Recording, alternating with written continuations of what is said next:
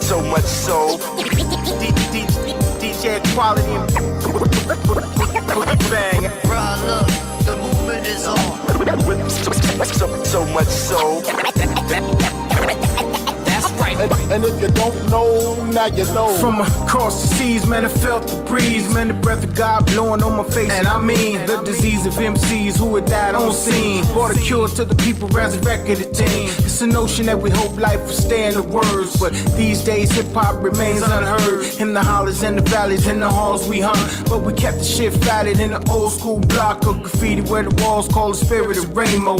Niggas fell ill to the same old, same old. Each sent it to me so crispy and fresh. I let the beat roll and I let the gears mashing.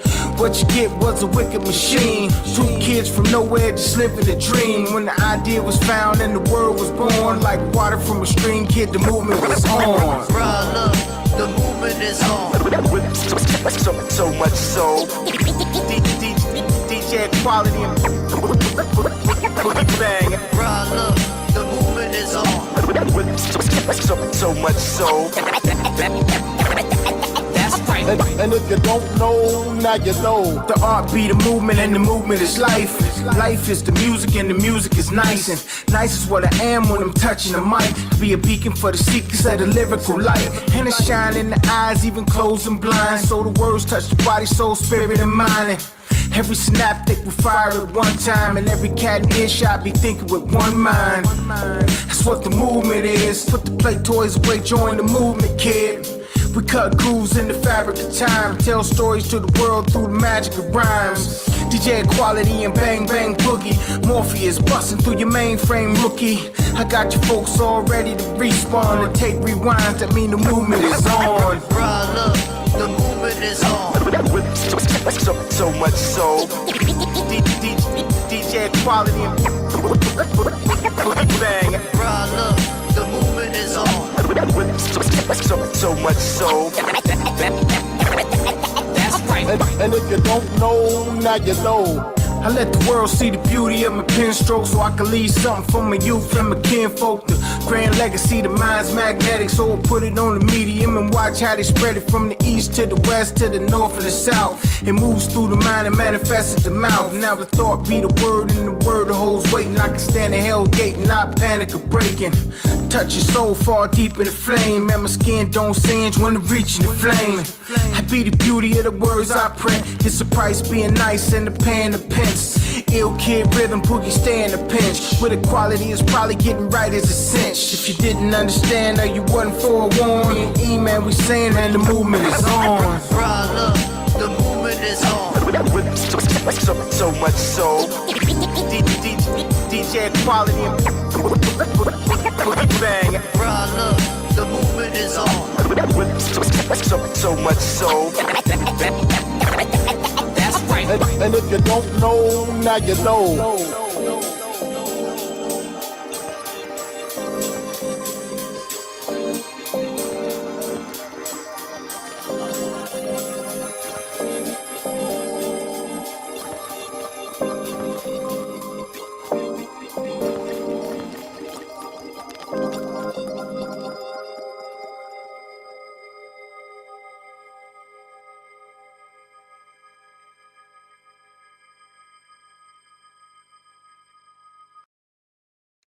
513 stand up, y'all. That was Boogie Bang, man. Red Eye Blue, the movement. Check this out. We got a great episode. It's episode 66, so you know I'm happy about that. But yo, we do this every single Wednesday. If you're new here, hit the like, follow, subscribe button, all notification bell every single Wednesday at 9 p.m. Eastern, 8 p.m. Central, 7 p.m. Mountain, and 6 p.m. Pacific. B-Boys Underground bringing you nothing but new underground and mainstream hip-hop culture. We do this every single Wednesday and pop-ups too, so please get down with the get down. without further ado, let me bring some of my guests, my co-hosts along. First up, the one and only G Dash Fresh. What's goody, family?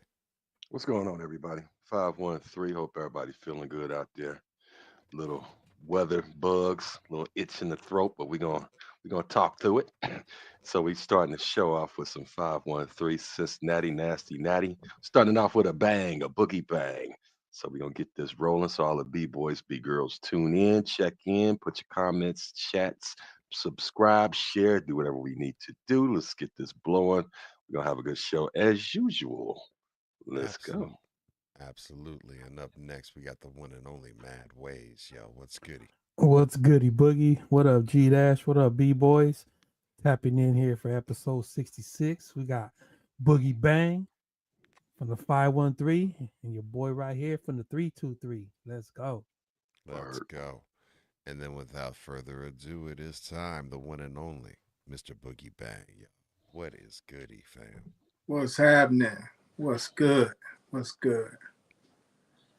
Well, welcome into the show. It's so great to have you as part of the show. And just welcome in, fam. And dope video, dope video. Tell us about that, like, how that came together and what that project was. So everybody in the chat, because the chat was loving it too, man. Okay, so Red Eye Blue is a group.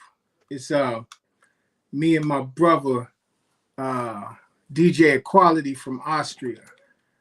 Okay. And so how that came together is one of my other brothers, Napoleon, in his travels, had met Equality on the train. And they had kind of linked up and, whatnot. So Napoleon introduced me to E. E was looking for a rapper to do one song with, which turned into many songs. You know what I'm saying? So we had did so many songs that it just turned into, I said we might as well be a group. I do beats and I rhyme, among other things. But I said with Red Eye Blue, it would be easy for me to do that because he could do all of the beats. Like that's the thing with Red Eye Blue is he does all the beats, I rhyme, and that's how we work. So yeah, man, we started Red Eye Blue in 2011, Okay. I believe, and we've been rocking ever since, man. We got you got the video with Ed OG. We did a joint with Ed OG, Fashion from the West Coast, Zion 9 from the West Coast, Sizzler from Jamaica, of course. Guy called Jaden Blackmore from New York.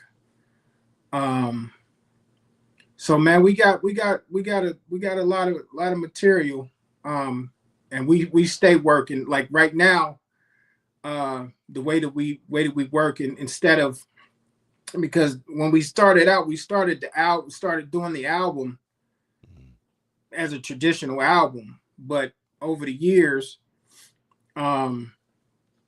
the format kind of changed. Nobody was like dropping albums like that. So what we did is we switched the format. So what we do is when we release a song, we drop a song, which is the original.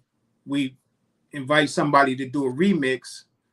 So when we drop a song, you get the song, the instrumental, the remix instrumental, and that's how we've done with every joint that we've released so far. So, Word. and we still got plenty in the chamber. Classic DJ promos. Yeah. So our label is called Goodbetterfresh. That's E's imprint over there, and so we release on Goodbetterfresh, and we do. I got a release coming out next month. Some lo-fi beats. You know what I'm saying? So yeah, that's That's my little brother, man. That was actually the video that I don't know when I heard it, but when I pulled it up on YouTube, it already had a like and saved in my files. So I said, I knew I'd seen that before and heard it before. So I think it Yeah, might have got it from the gram or the book. Somebody sent me the link and I said, oh, Boogie Bang doing his thing. yeah. I gotta stop and offer a rest in peace to two important brothers in my life. Indeed. Who passed. They passed about a month apart, man, and it was my brothers, Ill Joe. Of course, you know Ill Joe. Il Joe, my brother. And then my little cousin Majesty, who I did production for. Mm. And so, both of those guys was in that video and no longer with us. So, rest in peace to my brothers. I did see Il Joe in there and some other brothers, some B-Boys Underground alumni floating through there. Some ones Mhm. up and coming like Vibe One. I seen Sons of Silverton, of course CJ, yes, and Il Joe. I did catch that cameo, man. So rest in peace to Il Joe. We go Yeah. way back. Pia Khan was in there. Yep, seen Pycon. My dude Blue Magoo is from Michigan. He was in there. Man, it was Q from Rhythmatics was in there. Mm-hmm. My other brother, my Baraka's brother, Pyramid Tapes. He's from Louisiana. He was in there. So yeah, man, it was, we had a lot of people. We had a lot of people come down, man, to show us a lot of love. My brother Lyricist, him and his nephew was in there. And Lyricist, me, him, Creed, and Sean Cool had a group called Magma back in the day. So yeah, man, it was pretty lovely, man. Like I that's one of the highlights of me doing this work is the brotherhood, man, the camaraderie. So, well, we're gonna get into it. You gave a lot of background on just one song. We can't wait to hear how the That's the reason roots why go. I wanted to ask. Go I had ahead, to ask Boogie. because I love the video, and it was like it's worth being known, A lot right? of So, story, a lot of cameos, and good and good production, good lyrics. I mean, and and cuts. good memories as someone that's been away from Cincinnati for going on, well, actually 11 years now, and it's just seeing some of the scenes and the spots and the cityscapes. It's nostalgic for me too, so it's cool, man. Yeah, he actually came over from Austria. He stayed for 6 days, and we did that joint on the fly, man. Mm, Everything, like, it literally, every scene in that joint, like after we got done shooting the scene, he stayed into video. So by the time we got shooting, we had the skeleton of the video. And he went back to when he went back to Austria, we knew what we had, but they went back and we got another brother named Steve who was part of Red Eye Blue, and he does graphics. Okay. He does the graphic stuff. So he actually did some of the graphics on the Never Say Never with the EDOG. You know what I'm okay. saying? So he's always done our graphics and stuff. He's super duper ill when it comes to man. Like I said, I met them guys when they was like young, man, and like he was in college, and he like was doing Pixar type stuff at his crib, like crazy stuff, man. Hell yeah. Mm, So the team is strong, man. I love them guys, man. indeed, indeed.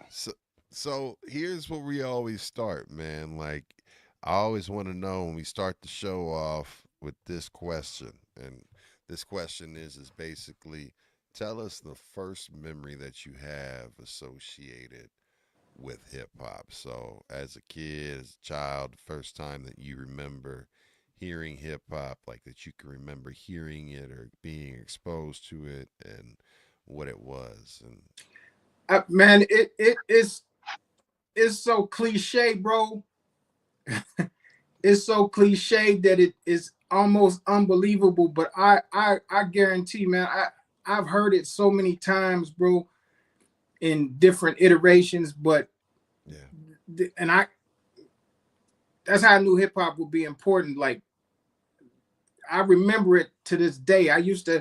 We used to have this house, and I had like the back room, and my cousin would come stay with us sometimes, and so he would like bully me out of my space. You know what I mean? Right. So I was man 9 or 10 or something, man. I don't know, maybe 12. I don't know. I was young, bro. But that dude, man, he came in there and he had a turntable in my room, and he was a breaker. Okay. But he had a turntable in my room. At that point, but nothing in my life but Star Wars and G.I. Joe, bro. So when he came in, he had a turntable. He had 2 records. He had Tour de France and Run DMC, bro. Okay. And he put that joint on. I can't even remember what year it was, or you know how CJ is. CJ know all the years and the weather patterns and all of that shit when shit happened. I don't know all of that, but I know when he left as soon as I heard the door shut and the car door shut. I threw that shit on, man. And the Run DMC, I was like, man, I could do that. Because I always used to write stories and stuff like that. Like, you know what I'm saying? And I've heard so many people say that, like when they heard Run DMC, they was like, I can do that. You know what I mean? And the most predictable rhyme ever, Curtis Blow, Run DMC, you ain't heard of rap till you heard of me type. You know what I mean? Right. but you know, but that's our generation's exposure, though. I mean, it's not cliche. It's what we were exposed to. Yeah, right? yeah. And so that in itself, and then I think the because it was that, and then it was Tour de France, and that had me into the electronic scene, like, you know what I'm saying. And then, you know, it man, but that was the defining moment for me. Like after I heard that, I was like, man, I'm all in, you know. And then I went to school, and nobody was really doing it like that. Because my cousin was older. He was like junior high school or something like that, man. So when I went to school, wasn't nobody digging on it. Like, you know, everybody was still on some other stuff. So, man, I kind of cultivated it from there, man. But yeah, man. Hell yeah. So you was kind of lone wolf then, if you finding out, taking it to school. When did you hook up with somebody that, you know, shared that same passion, same energy for that hip hop that just, you know, gave you that birth? I had a friend named Robert Shanks, man. Rest in peace. I was a project kid. I was from the projects.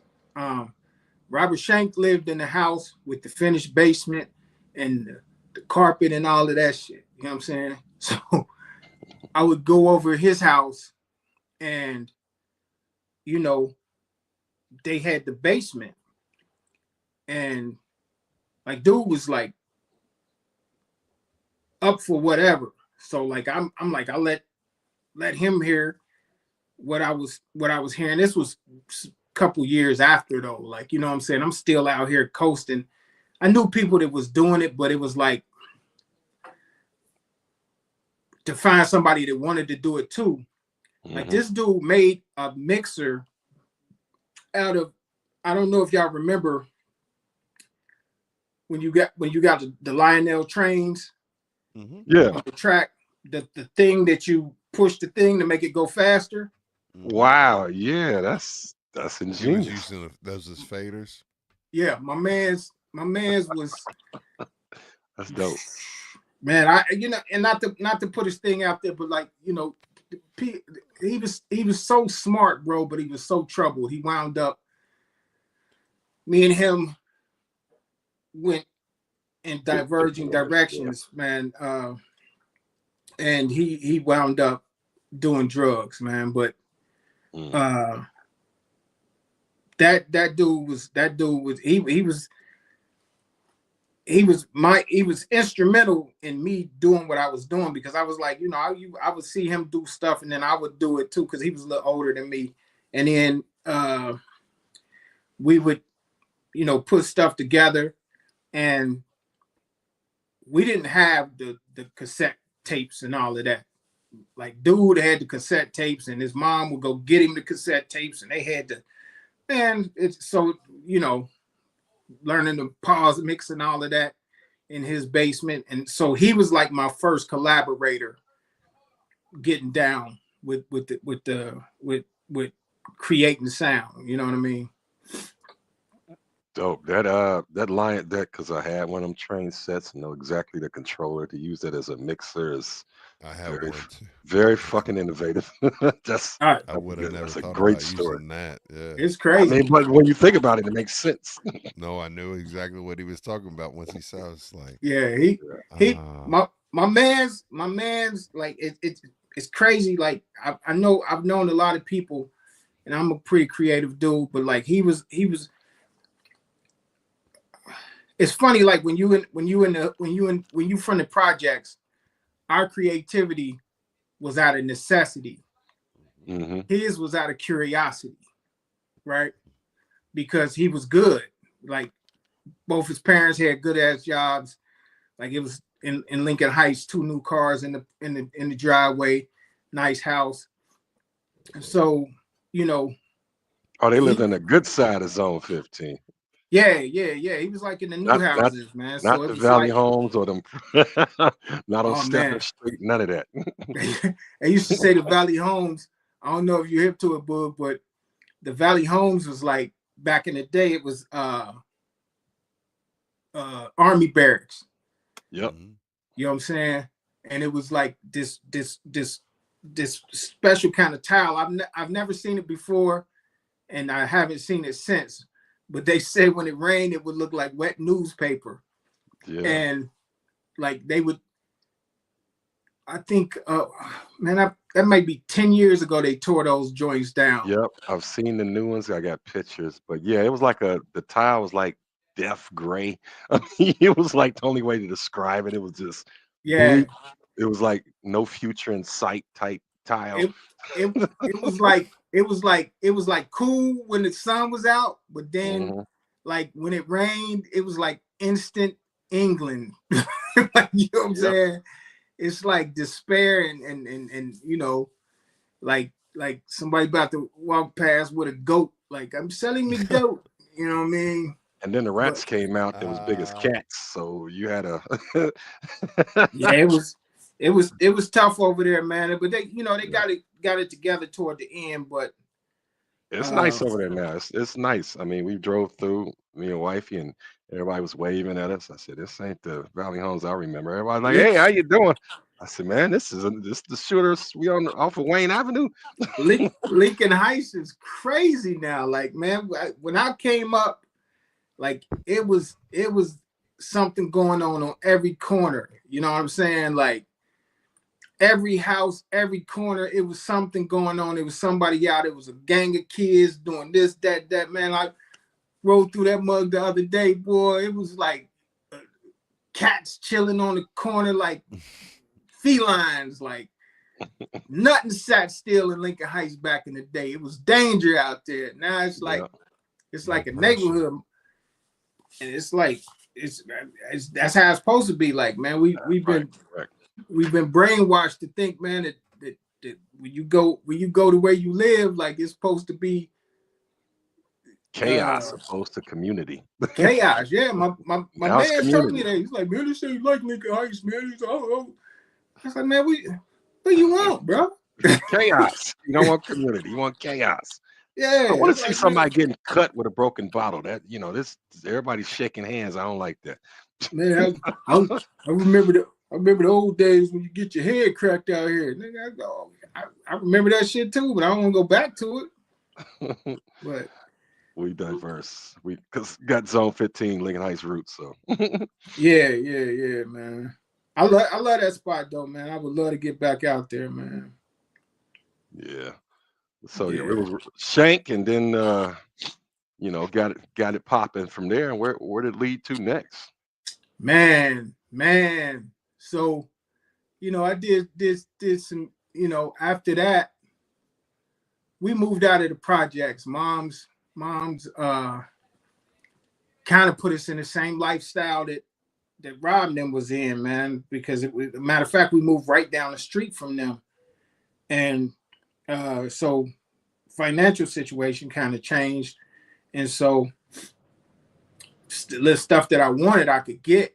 And then, always all of my uncles was like hustlers or pretty well off and shit. So whatever I wanted, I could get one way or the other. You know what I'm saying? So I think after that, I got my own setup in the basement, and I really worked by myself. And then my partner, Darnell, from Interface Difference. Interface, yeah. Yeah, he was with Creed BI, James Key, and it was Diff. So I knew him from the projects. He came up, and so we would bounce ideas. But I think the next person that was integral in my development with that shit was I met Creed in the 7th grade. And when we met in 7th grade, and it was like kind of we wasn't on music until like 8th, 9th grade. Mm-hmm. That's when shit just really started taking off. Like, you know what I'm saying? Like I was like, oh, I'm doing this and I'm doing this forever type shit. You know what I'm saying? Yeah, man. So yeah, Creed was instrumental in everything that I was doing too, man. Cause that dude is monstrous. So I've always had I've always had a good group of people that I was around. My partner, I don't want this to be like a RIP session, but my partner DJ E, he was like my DJ. He passed away a few years ago, but life is life, man. But he was like, we're at that age, man. Yeah. And they're remembered. So I mean, mention them is that's nothing. That's just showing these was integral parts. I mean, it's a part of the life cycle, but they are remembered, gone but not forgotten. Yeah, he was so crazy because we was young, man, and we didn't really understand. We didn't understand. Well, he did. I'm gonna say he didn't understand the limitations of the stuff that he was supposed to do, because he used to do some off the wall shit, man. And so I just always been surrounded by pretty visionary dudes when it come to this, man. So whatever I was able to achieve was always kind of tethered to the fact that I had good people around me that pushed the envelope, Mm-hmm. So yeah. Very dope. Very dope. So, like, take us to the point where you first decided to start participating and picking up the pen, and like the first time you actually recorded anything, and what that experience was like for you.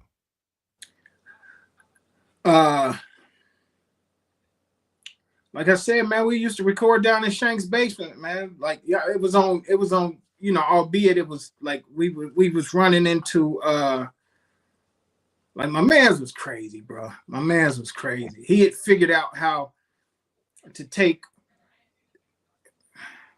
He took my man's was crazy, bro.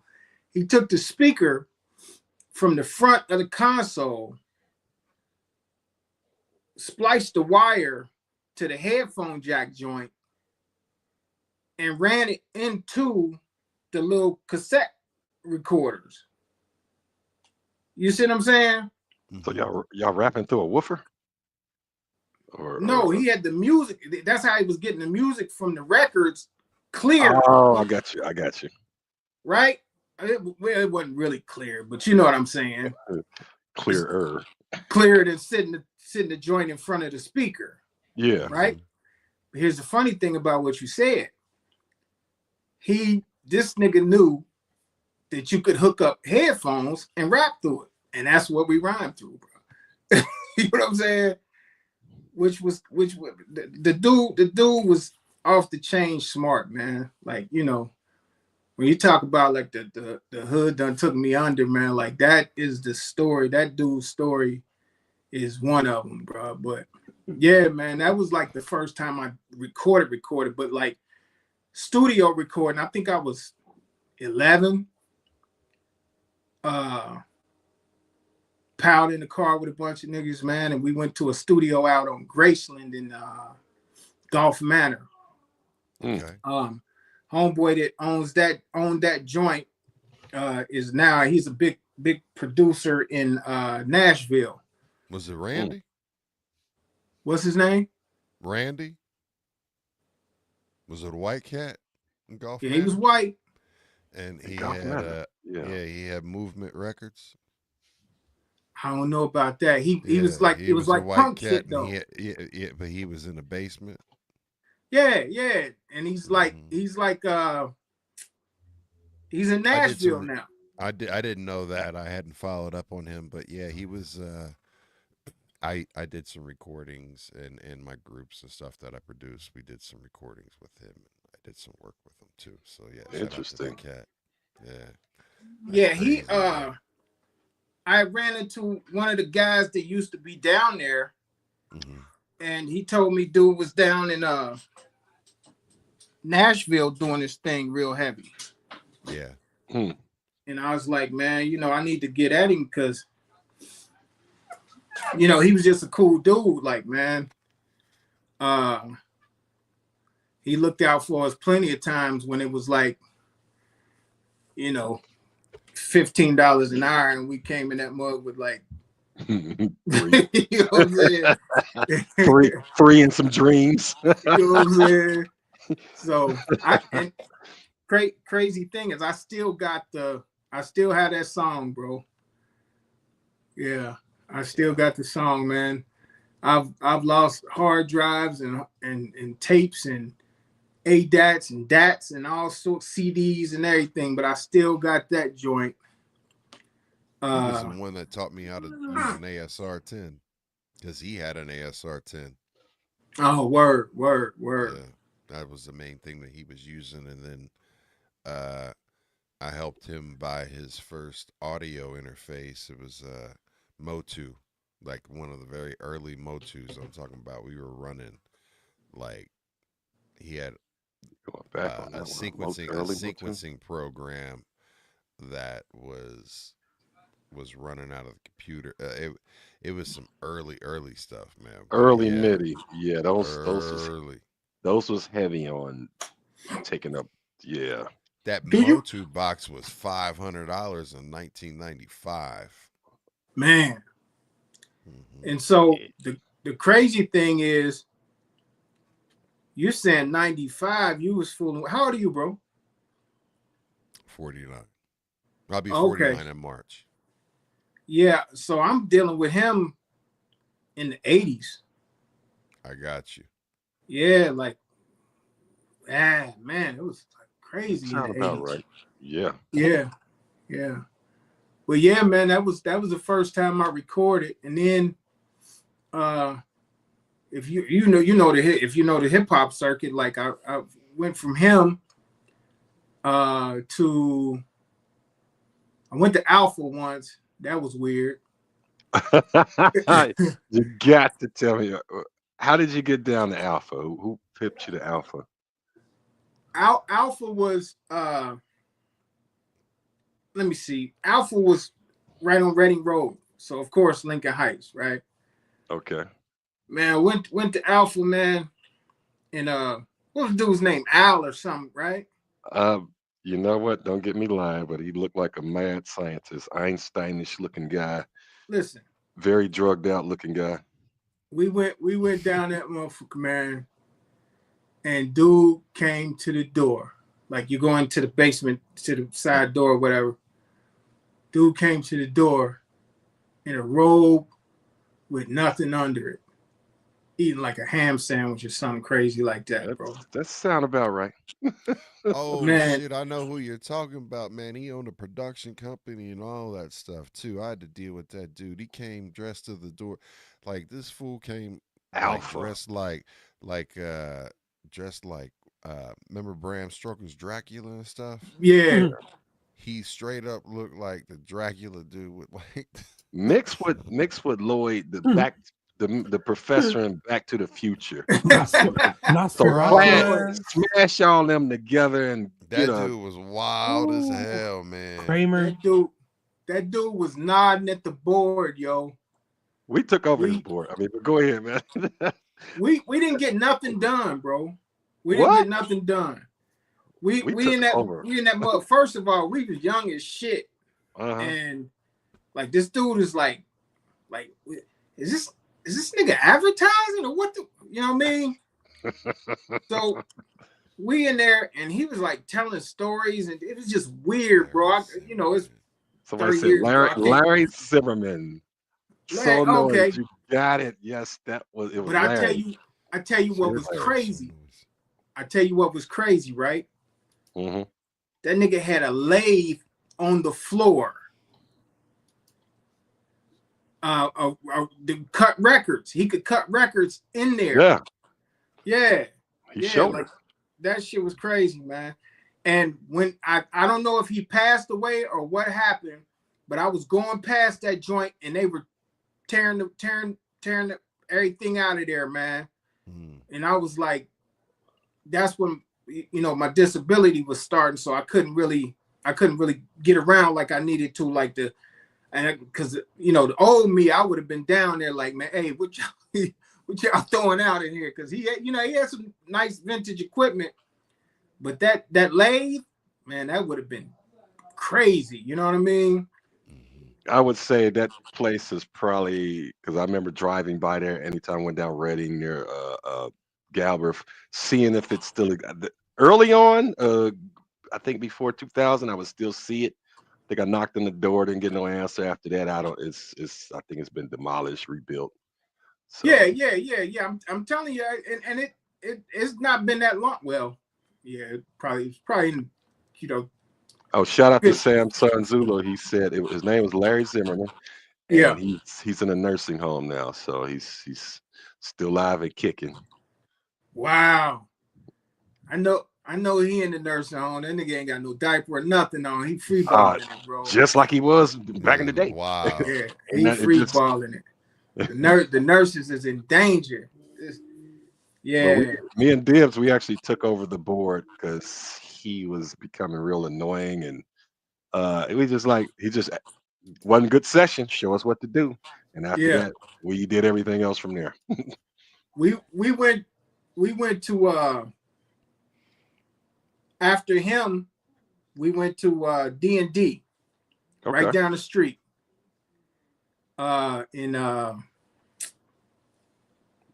Roseline. Roseline, yeah. What was dude's name? I know somebody in the chat know. Mr. Elliot Slaughter, was it? It wasn't. No, Mr. Murdoch. Yep. Murdoch. Yes. Yeah, Mr. Murdoch. No cussing. No cursing. No, hey man, listen. Hey, my man's was a crook, man. You hear me? He was a good dude. I'm not gonna say he wasn't like Joker level crook, but he was crazy, boy. Like, man, you get about a half an hour in, boy, get the feeling, well, hold on, man, I gotta see what's going on. Burn up a half an hour. Stall your time. Like, he ain't stopping the clock or nothing, boy.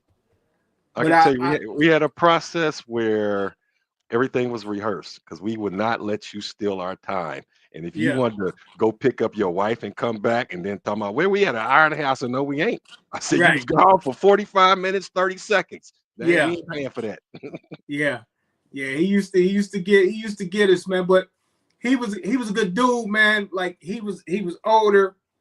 And what was his son's name was Damon, right? Oh, we gotta wait for Samson. He's telling us all these these forgotten names. He'll tell us the hip hop oracle, bro. Yeah, the hip hop museum over there. Yeah, he curating the history. You know what I'm saying? Appreciate you. That's my guy, man. That's my guy. Me and Damon had did some stuff, and then it was like then he got cooler. Then he got a little cooler. Okay. But I think he started shutting it down when his daughter started getting up there in age, because niggas couldn't concentrate, boy. Because she was popping in wild, boy. So yeah, I think he shut that down, man. But yeah, that was the next spot we went to, man. Oh shit. Yeah, bro. Like the skit in Nappy Dugout at the beginning. Knocking on the door. Cheryl home. She was super right, boy. So you're getting product out of the alley. Well, sound like one you didn't. Sound like it was meager. So what was the best spot you get to that, through the travels of Cincinnati studio, the roller coaster Cincinnati studios? I'll be honest with you, man. Like his spot was, I got a lot of work done at his spot. You know what I mean? Okay.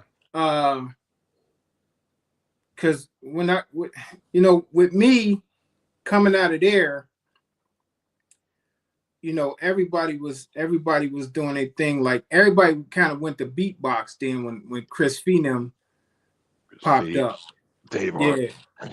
So, but me at that point, I had gone into alternate lifestyle. I was on the streets doing this and that. You know what I'm saying? So when I went that route, Interphase was my connect to hip hop. Interphase and the Empire. Like, so them brothers was doing that. I was on the street doing what I was doing. So I didn't do much recording back then. You know what I'm saying? Which is kind of goofy when you got all the money to do whatever the hell you want to do, but I just never did. You know what I'm saying? So like I said, Interphase, and then the Derelicts, and then Dibs, and all of them guys, man. Like the Empire. Like I was part of the Empire, but it was like, I was letting them do all of that. So I never really got back into recording until 96 when I came home from the penitentiary. So when I came home from the penitentiary, like, I really dedicated myself to making it jump. You know what I'm saying? To learning how to do what I needed to do. You know what I'm saying? I would say that's when I met you. I think that you was coming down when we still at B-Boys Underground at the Alms. I think that's the first time I met you. Yeah, Dibs introduced you to me. Yeah. See, back I think by the time I came home, because I wasn't around in those circles before I left.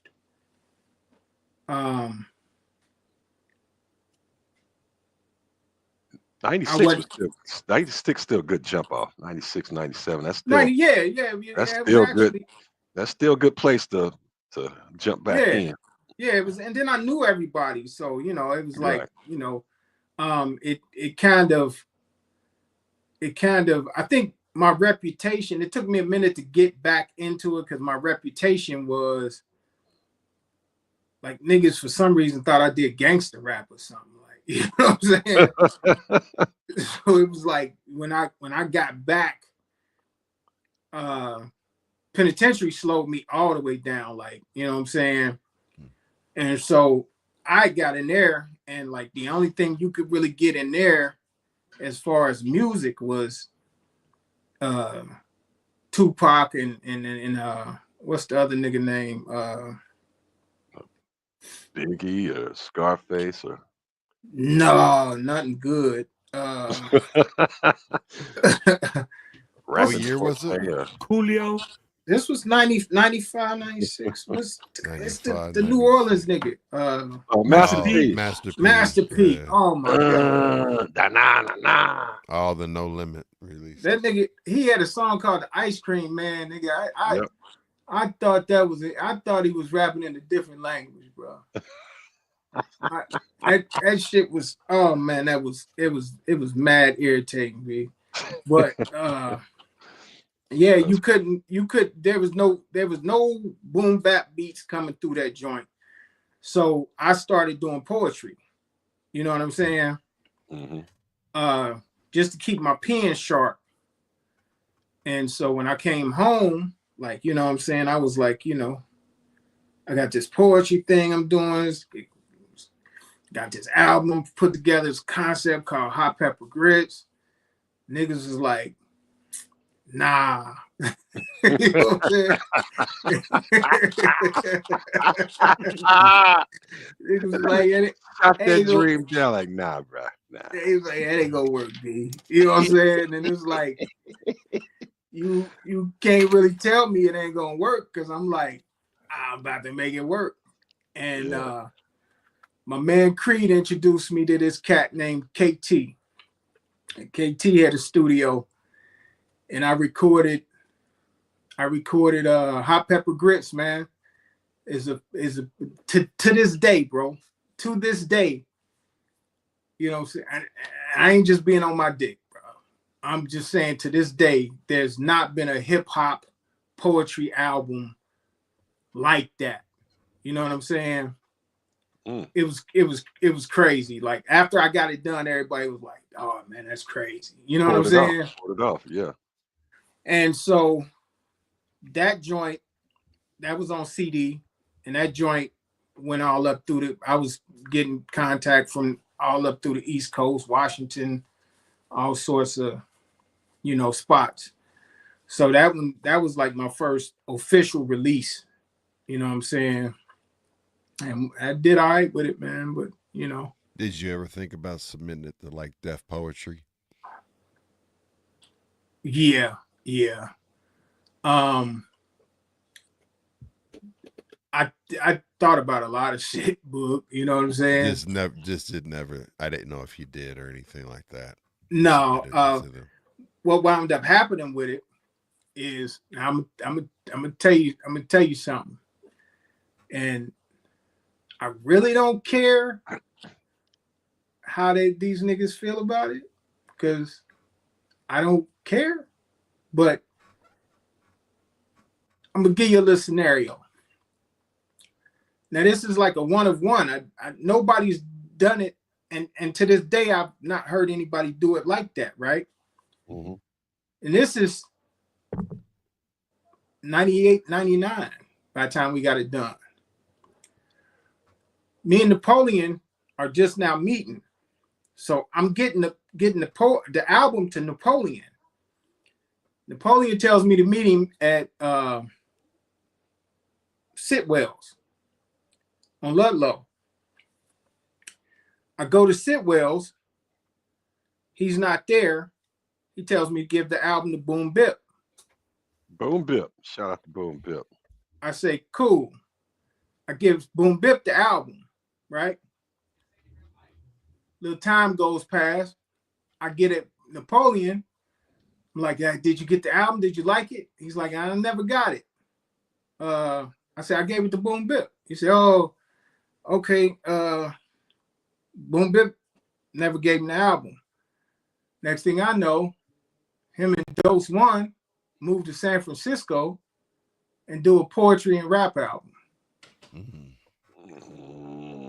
I'm like, bruh. you know, I'm not saying that they stole my shit because they couldn't tell my story like that. You know what I'm saying? But I'm just saying that concept, they might have ran with it. And at this point, good on them. But, you know, I don't know. Yeah. Seemed a little suspect, but. Sounds like it, because I know Boom Bip was doing the show before B-Boys Underground at one point in time, and Dose One was always down there. So they never got to Napoleon, who also had a show down on 88.3. And next thing you know is another project that's quite similar. Yeah. Yeah. They was on some other shit. I never listened to it. You know what I'm saying? I didn't you know, you keep it moving, man. I didn't take it to heart. And like I said, I didn't listen to it. It just was like the coincidence would be crazy. You know, but you know, you keep it moving. But we did good with that joint, and then, you know, after that, me and KT ourselves, we opened up a studio over in Lockland in the Stearns and Foster building. Okay. Which was crazy. That spot was paranormal, to say the least. Pops used to work in there back in the day before he became a truck driver. Got a spooky vibe. I bet you a bunch of your Pops' old workmates know who I am down there, because that spot was. Quick story. Go ahead. Me, Red Groove, B-Ron. I want to say Creed was there. B-Ron, I ain't heard his name in a minute. Creed, okay. We walking through that joint. It's huge place. A lot of band rehearsal spaces and shit out there, upstairs and shit. So we walking through that joint. So what we doing is Sneaky Pete's used to be on Wyoming Avenue. Right down the corner, yeah. Yeah, so instead of walking out the front door, we was walking through the building to go out the back door. So we going through, and they got a big ass freight elevator, bro. So we walking through that shit, and it's all kind of crazy shit. And we talking shit about, like, man, it was an elevator shaft. And it was like, man, it was like this crazy blue light, man. And God is my witness on everything I love. Or as the new kids say, on the dead homies. It was like a blue light coming down, bro. It was like a blue light. And it's like, man, what the fuck is that? It was like, so we thought it was just like some type of light. So we went, it was another connecting building. We walked across there, and it was like this big old space. And we was like, man, we could throw parties in this motherfucker. Like, I need to check on that. And so we turn around and go back to get on the elevator. The fucking light, man, we look up, ain't nothing up there, bro. There's nothing up there, bro. It was, anyway, we get on the elevator. We dismissed that the coincidence. Me and B-Ron had a group called the Iron Kings. We was on that same floor in the hallway. We did a picture. We had the digital camera sitting on the tripod, bro, on the timer. We set the timer. We go over there, get ourselves situated. We stand there, do the B-boy pose, take the picture, and take a couple pictures. One of the pictures, bro, swear to God, I still got the picture right now. It's something in the picture with us. Nobody's touching the camera, nothing, bro. That building had the heebie-jeebies, cuz. So this motherfucking ghost just came, put his arms around you, like, what's up, nigga? He photobombed you, like you just had a ghost photobomb you. He might have been trying to slap the shit out of us, knowing that, you know, it was in Lockland, bro. Like, you know. Right. That nigga might have been like, what is y'all doing up here? You still got that picture? Yeah, I got that picture. Oh, I'd be interested to see that one day. Yeah. I send it to you, man. That shit is crazy, bro. Yeah, Well, actually, I man. want to see it. Don't send it through my email. I want that shit floating through my computer. Leave that motherfucker where he is. Oh, he's worried about it. Yeah, He's but worried about Ghost it. I in ain't the got that. machine for real, I boy. I ain't got that type of virus protection. Oh Yeah, shit, man. that's hilarious. You gonna put that in your algorithm? Man. Absolutely. That's one of the first hip hop ghost stories I think I've heard. You know, that's classic. Yeah, I'm writing the screenplay for it right now. That's what's up. That'd be Drop it here interesting. first. Yeah. Man. Absolutely. So, when was the first time that you, moving forward, like that you started linking up with some of the folks that you linked up with, and how, like, take us to your more current career and, like, you know, bridge the gap between like the early stages to now.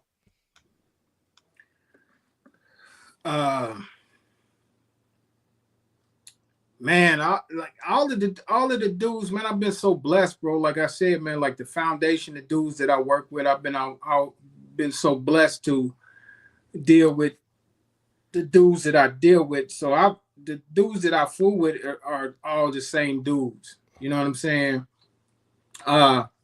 Everybody that knows us knows that Creed and I fell out for like, man, I've been friends with Creed 40 years. And we lost about 15. Damn. You know Was what it I'm that long? saying? Huh? Was it that long? Yeah, it was. Yeah, we stopped talking in 2013, 2012, 2013, something like that. And we didn't link back up until last year. I'm Yeah. glad it's Barrett. I think I mentioned when you came to the studio, and I would talk to Creed here and there, and that's when he was kind of curled up. When I was like, well, "What's that all about?" Keep it Yeah. moving. Yeah. So Yeah, it is what, man.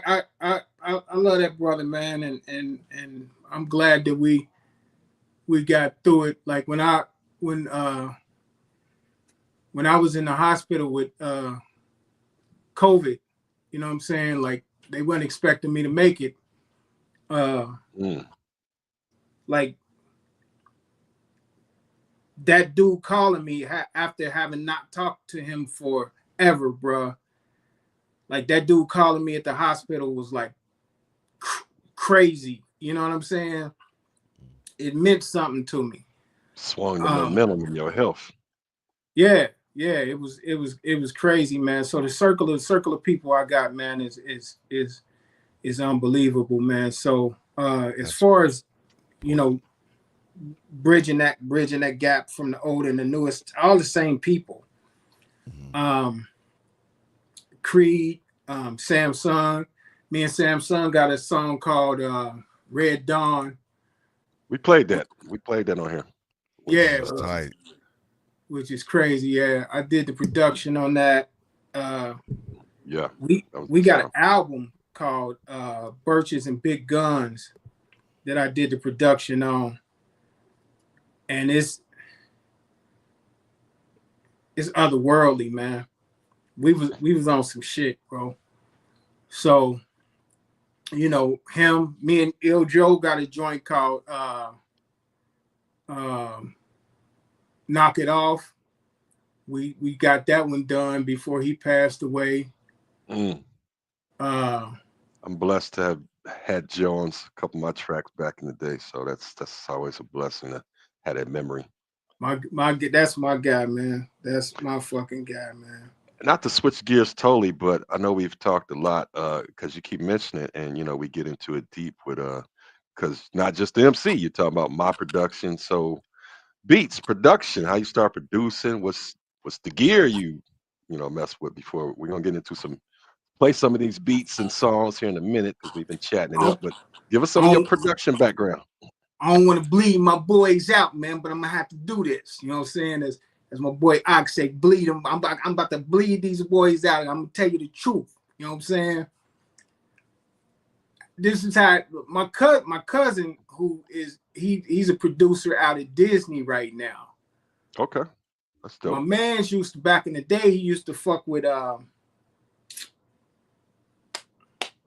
Babyface in LA and all of them, and KO and all of them, right? Mm-hmm. So I never had the patience for drum machines. I didn't understand them. I didn't like them. My man Darnell used to do, he had the SK1. He used to do beats on the SK1, which was crazy. I never could get into beats, right? I went to my cousin's house one day. He had this joint. It's like 16 pads on it. I said, man, what's that? He said, man, it's called the MPC. I said, oh, yeah? And he showed me how that shit worked, and it just clicked. Everything clicked. I started making beats on that because it was different than programming drums on a drum machine. Like, right? Step programming and all of that old crap. I never got. So I came back up there, one, that motherfucker was gone, bro. You know what I'm saying? I'm like, After that, I was like, if I can't do it like that, I'm not gonna do it. So, you know, everybody I knew was making beats, so I would get beats from people that I knew, right? When I came home,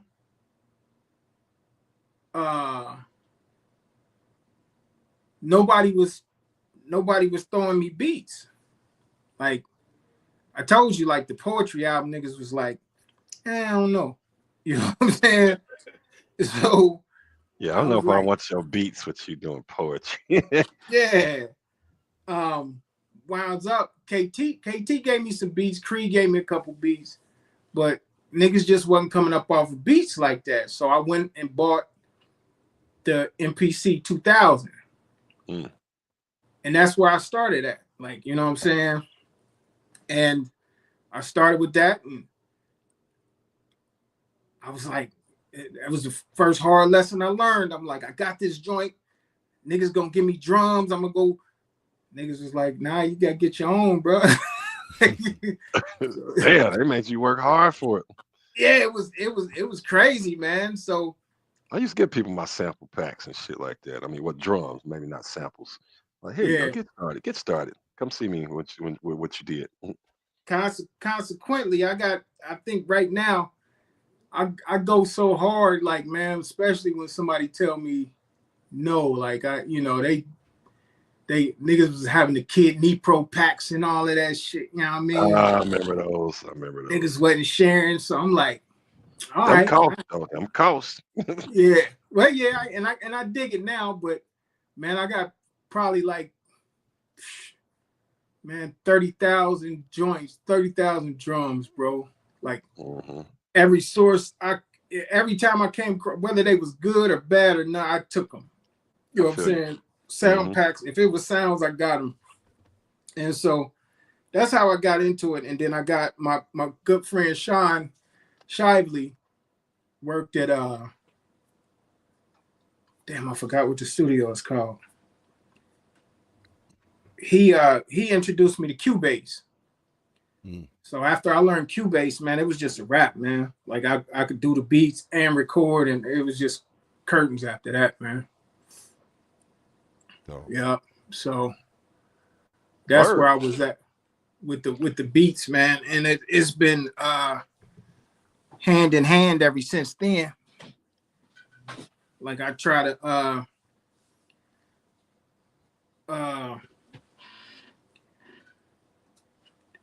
everything that I do, I try to do in-house first. You know what I'm saying? And so I've gotten better and better over the years, man. But yeah, that's where I was at, man. I couldn't get beats, and then you start doing stuff for yourself. And so I would just parse everything out. Like now, like my method is because I do more complicated shit now. I won't say complicated, but more involved shit, is I parse the work out. My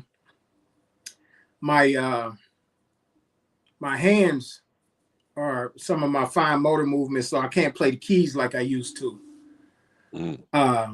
So, you know, I could still get ideas down, but it's just a different process. It's a building process, but technology gives you all of the help you need, you know, nowadays. Because if you can't like now, I can, instead of playing it, like I can play the chords and the keys and then go in and draw notes where I need, you know what I mean? And you know, so that's where I'm at with it, man. What are you using now? What program are you using primary, or like your DAW? What digital? Cubase. Still Cubase Cubase. is what Okay. you. So, okay. Yeah, I don't think I'll ever, if Cubase goes out of business, you losing I'll their be last fucked. version. Yeah, I used SE until I think somebody from Steinberg probably came to my house and just told me, "Hey, bro, stop! Like you can't use SE no more. Like get some new shit." Like they stopped servicing that shit. Like, you know what I'm saying? So and that's where I'm at now. I'm at 10.1, but I don't even use a sampler no more. Like I always say with Samsung and Samsung and CJ, I'm like the polar opposite of them guys, right? Cause like them guys got 1,000 machines. Like my desk is clear. I got a Mac Mini, my monitors, my Rode mic, and I see you guys are Rode Masters over there. And I got you know, I got the MPC pads and I got the keyboards, but most of the time I play keyboards on my mechanical keyboard. So on your keyboard, okay. Yeah, it's you know, everything that you can do with these other machines you can do in Cubase, you know. So that's how I do it. Like my emulators. Yeah, my sample game is stupid in Cubase, bro. So I've seen people switch on that, and I like Ableton, and I slide mine into. I use Machine, and you can sample in there, but I prefer what I've been using. But I've seen people make the switch to keep it all in-house and inclusive. Yeah. But go ahead, Yeah, Mad Waves. I mean to cut you off. No, you good. You're fine. No, I thought Mad Waves was about to say something. Oh, okay. I don't know, my fault. I thought I heard something over here. I was trying to listen without that phone. Oh, No, you good. You good. It's the Ops Bluebeard. They coming, boy. Ah, man. Don't even say that. Nah. Yeah. Don't wish that evil.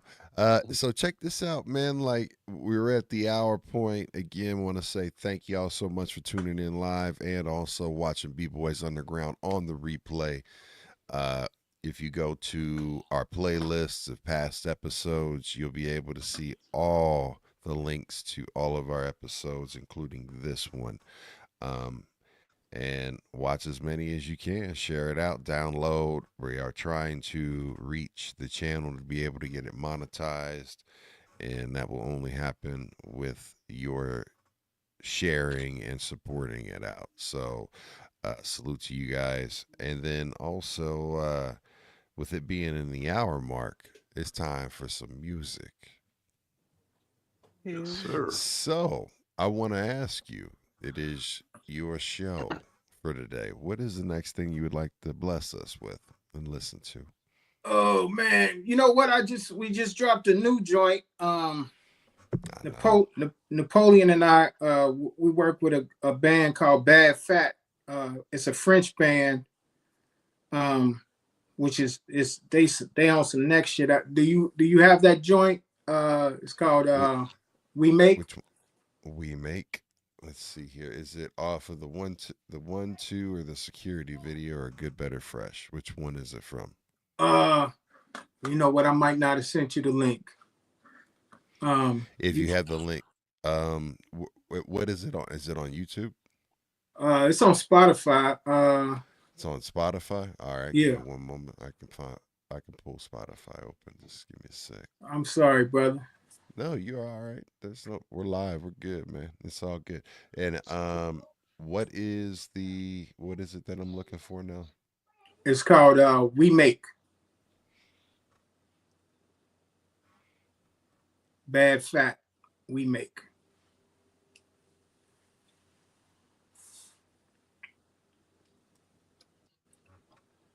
That's right.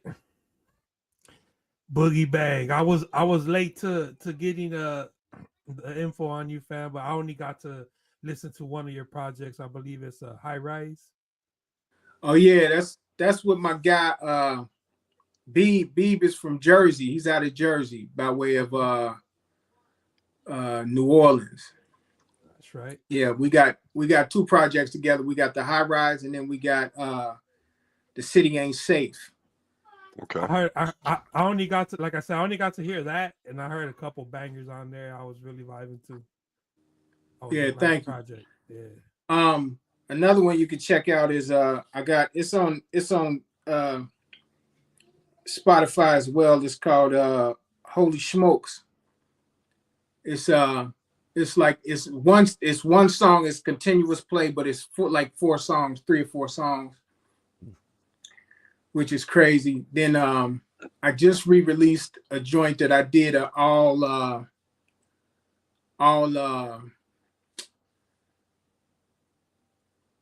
it was an album called The Offering, and I just put it in a Dropbox, not a Dropbox, but a Google Drive, and just sent it to everybody I knew. You know what I'm saying? Okay. So that's pretty dope joint. But yeah, check some more stuff out, man. I'm glad you liked it though. Yeah, that's right. Yeah, I'm an artist too. I rap too, and I was definitely feeling a couple of joints on there. Okay, cool. We got collab then, man. Yeah, no doubt. I was feeling the bars, I was feeling the beats, and it was a nice vibe. Yeah. We got to get it together. So tell us about it again, and then I'm still searching for it. My apologies, but it's We Back by, what was it again? We Make by Bad Fat. By Bad Fat. FAT. BAD FAT.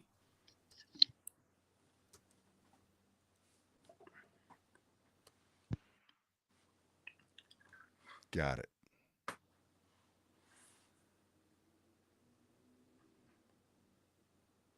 Yeah, them guys, man, them French dudes, man, they on some next, man. I love working with them guys, man.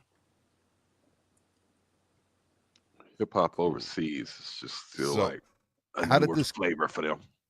So how did this collaboration, tell us about the song and how this collaboration came together, and what was it like? Was there any type, because reason why I always ask this and give the opportunity is that, you know, this is your opportunity as an artist to set the table. You know, not a lot of times when people discover people or hear new songs, you never get a chance to have the artist actually sit down and talk to you and tell you about the song before you hear it. So you get this opportunity to, you know, for the folks that are going to be exposed to this for the first time, let us know about the song.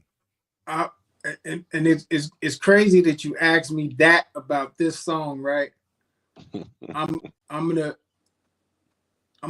be real with you. I don't tell everybody that know me know this. Back when COVID was happening, I lost my wife, right? Oh man, rest in peace. We both the whole family got sick. My son got sick, I got sick, she got sick. She didn't make it. I was in the hospital for like 10 days.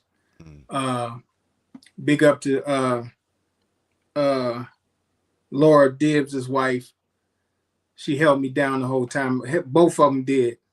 But she came and checked on me every day. Dibbs called me every day. It was, you know, good people and shit. But anyway, long story short, from that, I lost a lot of memory, right? So a lot of my recent, I got a lot of old memories, but I don't have a lot of new memories, like, and things don't really stick like that, right? that song, when they released that song, they told me about it. Had no idea. I was just like everybody else waiting on it to come out. Right? When that song came out, I had to call Brent. Brent is the bass player I work with most of the time. I called Brent and I was like, bro, like, what is this song? I didn't remember. And to this day, I don't remember recording it. I don't remember the participation in it or nothing. Like, it was one of them things that at that time, I did it pre-COVID, and I lost a lot of that that memory around that area. So I actually forgotten about that joint. And when I heard it, man, I went bananas. Like, I was on my shit, man. You know what I'm saying? Like, I was doing my thing. Like, and it's crazy. I was telling my mans the other day, I said, when I heard it, I was flipping because back then I was taking these mushrooms, right? Not like drug mushrooms. It was like, they call lion's mane. Yeah. That shit had me on another level, bro. Like, that flow, the flow that you're about to hear is man, it's just crazy, bro. Like, different style, different timing. Like, and I don't know, Bluebeard, if you ever like heard yourself do a joint and then be like, and hear it again and be like, oh, that was me. Yeah, you know what I'm saying? Hell yeah. Yeah. So like when I heard it, man, it was like it's like I heard it for the first time. You know what I'm saying? So, and that's why when you ask me, I'm like, play that because I want to hear it again too. Because it's a new sound. I still ain't talked to Napoleon. I'm like, man, you guys snuck this one in on me, like, you know what I mean? I need to holler at him. He was actually supposed to do a pop-up back last year. I think he had a festival going on out there. We got to re-link back up. You know, we go all the way back. Yeah. Is what and all the flavor he brought. Yeah, let's well, good here we story. go, man. Let's hear this shit. Bad fact, y'all. Hey, Boogie Bang, pay attention. It's like a first time.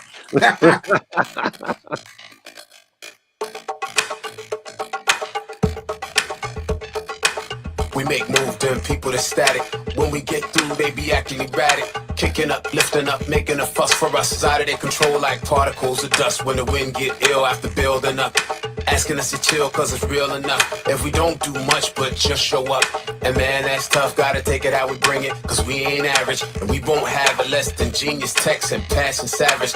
Mice gets ravaged, eaten, devoured. Attack like a battlefield with skill and power. We go Jim Crow with it, whack over there. If you ain't with it, get back over there. Petro and H2O don't mix. It's deeper than skin, take soul for this.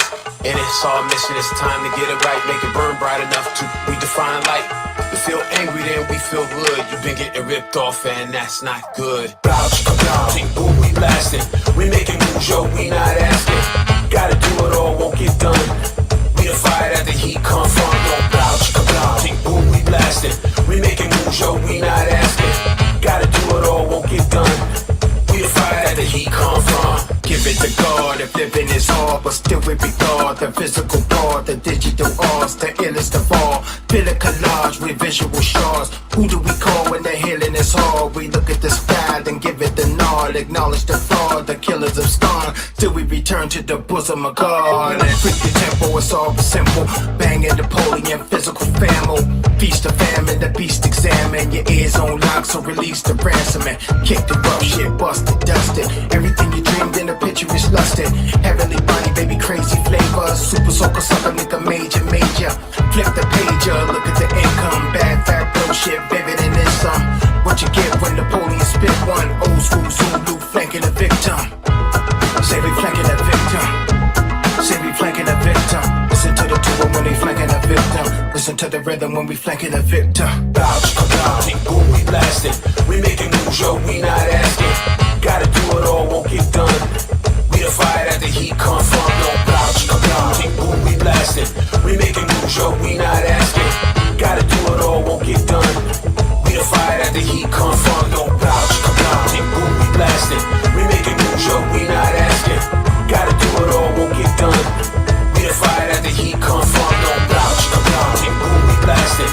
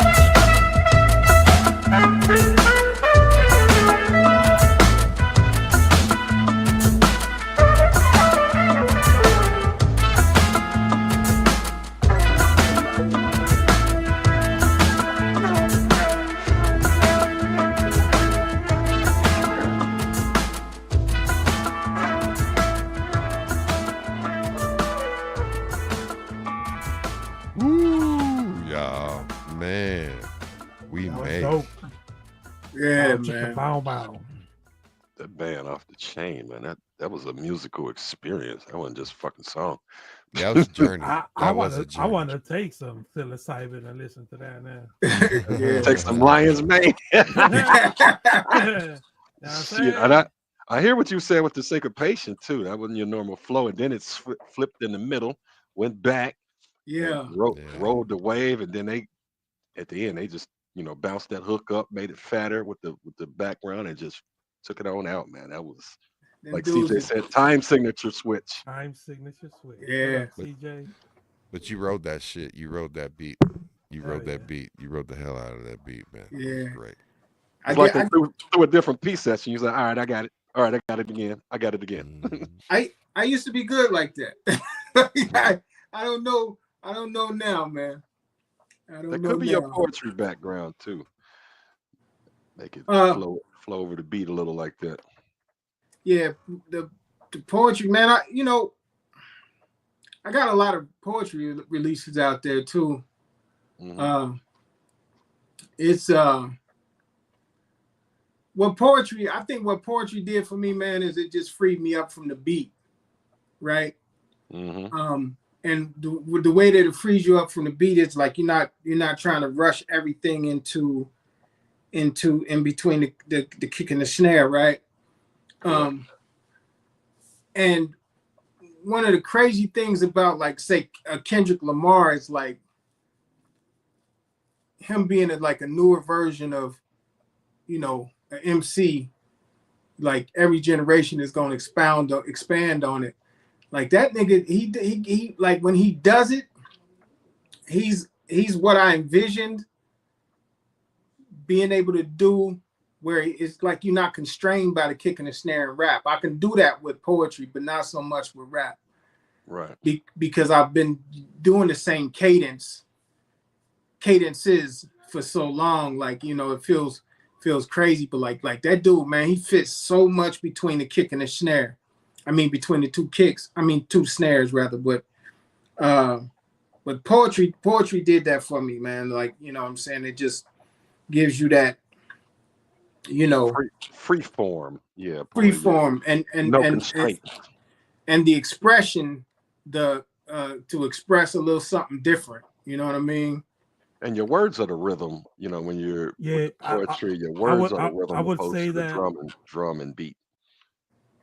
I would say that too, Boogie. That poetry probably helped me being able to write to music without having the beat necessarily. Like I could just write.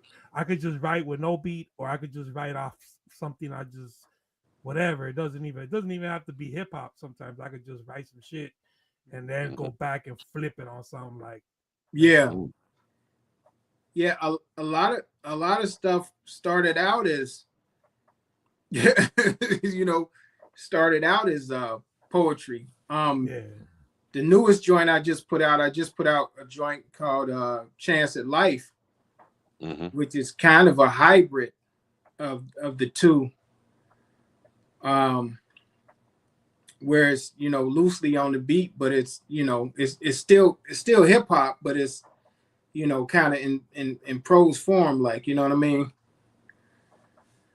So, I think when you get to the point where hip hop for us was so competitive, like every joint had to be a banger. Like I can't take my foot off of their neck to be creative. I gotta be brolic on this joint. You know what I'm saying? Brolic, attack.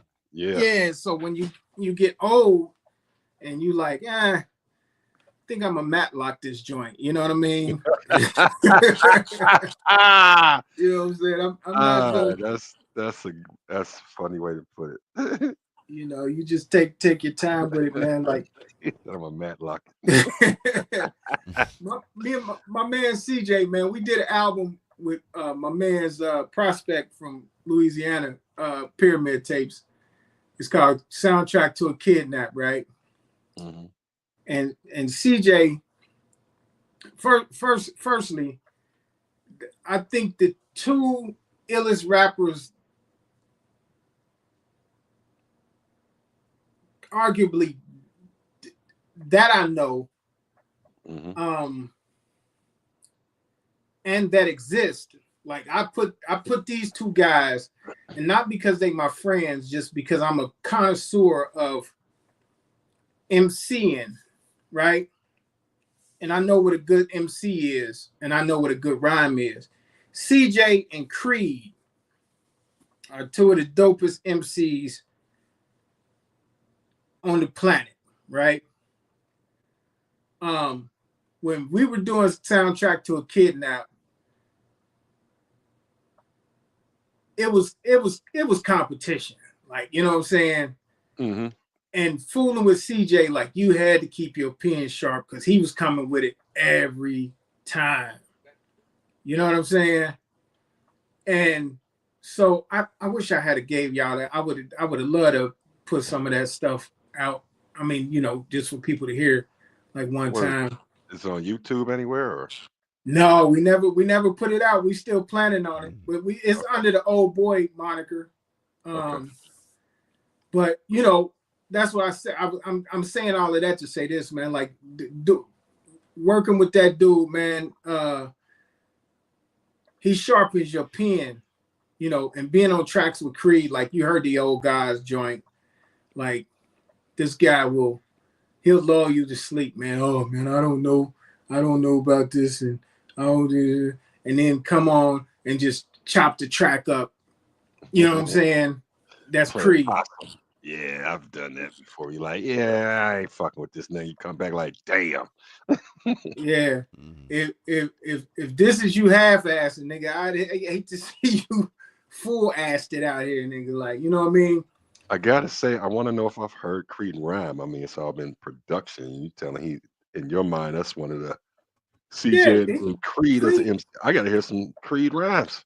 You heard it on the CJ show. Y'all played the old guys. Creed was the last one. And I was wondering who that was. I'm trying to remember if he told me that or not. Yeah, Creed. Okay. That flow is the illest, man. You know what I'm saying? Creed. Spoke to him not too long ago. Yeah, Creed is ridiculous, man.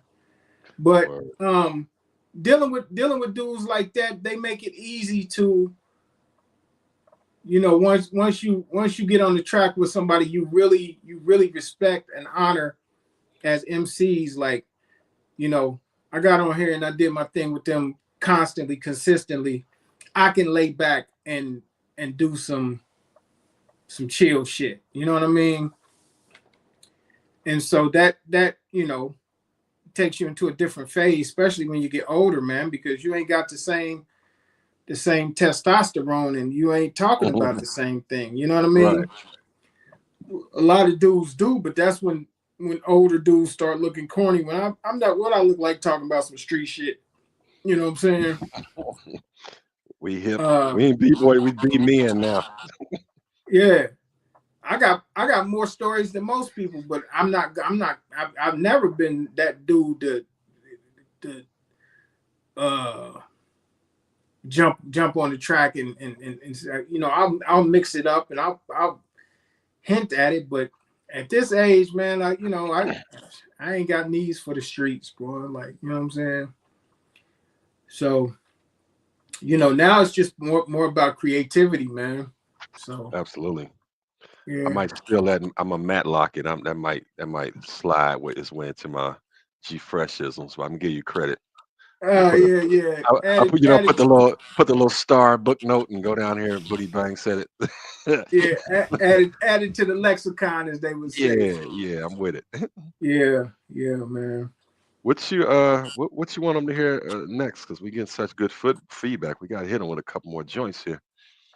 Let me see, man. Let me see.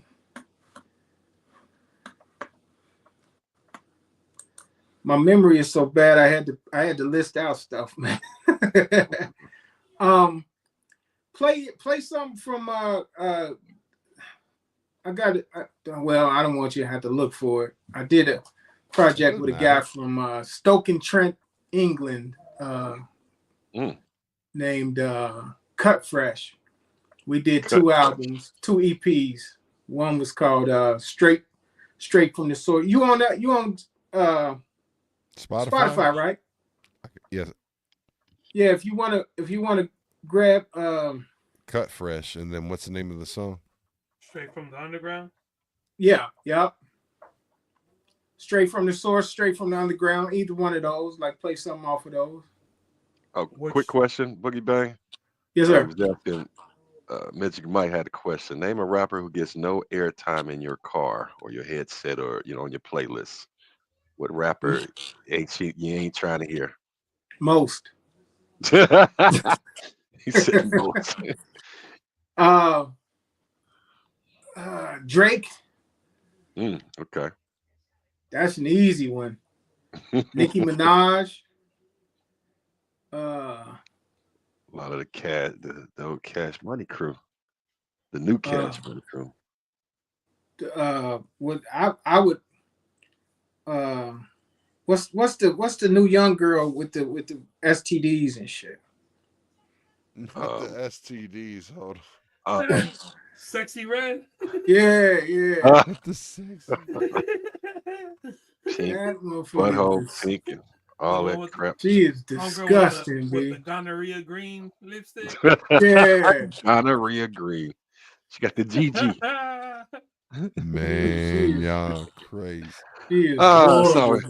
Magic Mike's always got some funny shit. So check it out, man. I'm in the Straight from the Underground EP. What do we want to hit them with? This is how we rock. Doomsday, bringing the drama, or Don't Think. Bringing the drama, man. That was a dope joint. Tell us about it. Man, that guy, man, he just hit me up out the blue, man. He was like, he had heard, my shit is crazy over there. I did a joint with these cats named I don't even remember them niggas' names. But they stole the record. This was in 2013, 14 or something. And so I did a record with some guys, man, and like they had when I asked them about the paperwork and stuff, they were like, the studio burned down, so we don't got that joint no more, and we're gonna send you some more stuff. And it's like, okay, cool. Like, I ain't tripping. I know another dude that's a DJ out in Germany, and me and him was doing some work, and he was like, hey man, I love to do some stuff like such and such. I can't even remember what the song was called. And I was like, what are you talking about? And he was like, the song you released with Arrow now. And I'm like, what is this joint like? You know what I'm saying? And he sent me the joint, like they switched the beat, kept my lyrics, and released that shit. You know what I mean? Played me out. Cause these dudes is doing like 200,000 seat stadiums. You know what I'm saying? You found the Boogie? Huh? No, I was asking. Yeah, I've got it. I was listening. Yeah, I got it. I'm just waiting for. Yeah, I want to hear this. Yeah. They were opening for motherfuckers doing 200,000 seat stadiums and shit. So anyway, long story short, he had heard that song in England and shit, and he sought me out, and I'm just that guy. Like, I don't be doing shit, man. So I'm like, send me some beats. You know what I'm saying? And he's saying kind of the same thing with Equality. Like, he sent me one, and I was like, okay, cool. Then I'm like, I like it. Let's do another one. And we wound up with two projects. Dope. Well, Doomsday, y'all, right here. B-Boys Underground. Now, not Doomsday. Bring You the Drama. Bring You the Drama. All right, give me 1 second. Is that the same album? Yep. We're good. I'm sorry, brother. No, we are good. That was my fumble.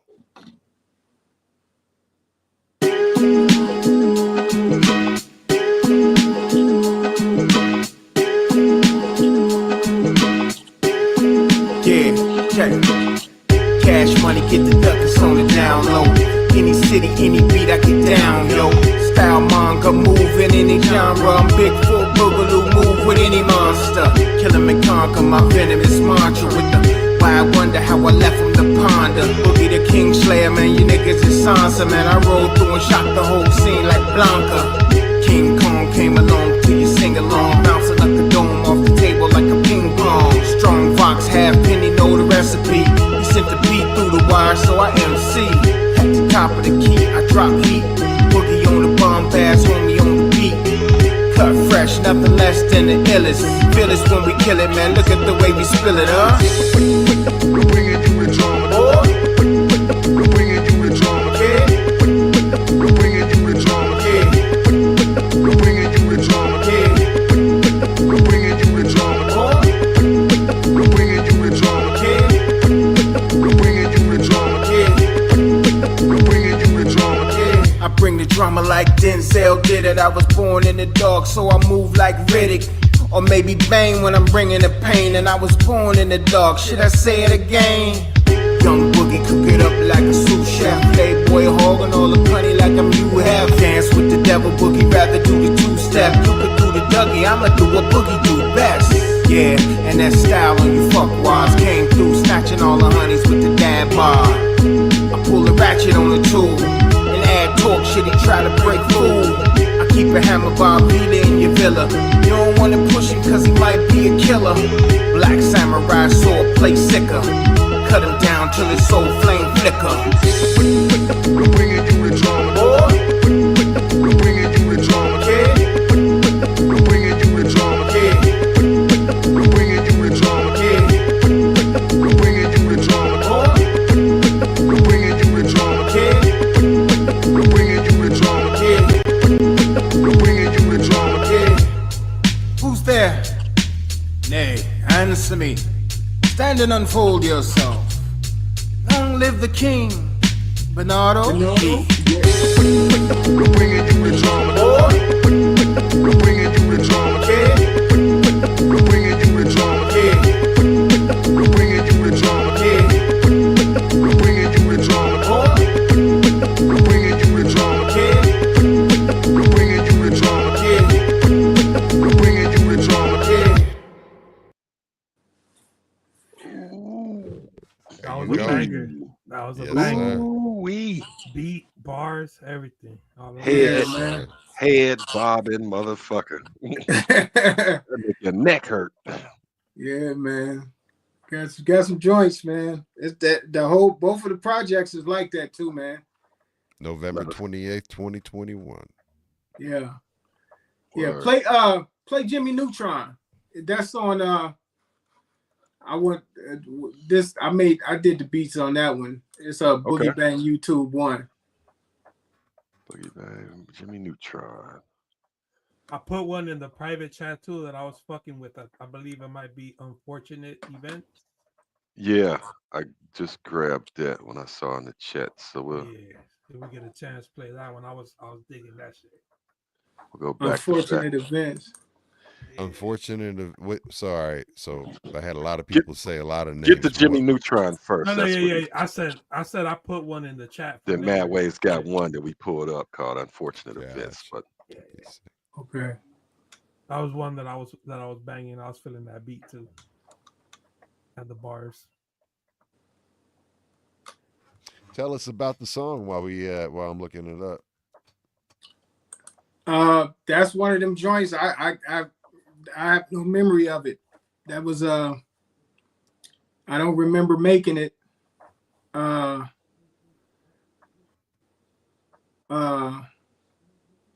CK in the house.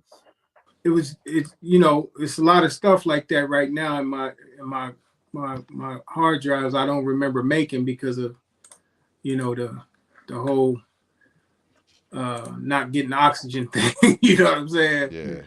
So glad that you was like one of survived. the.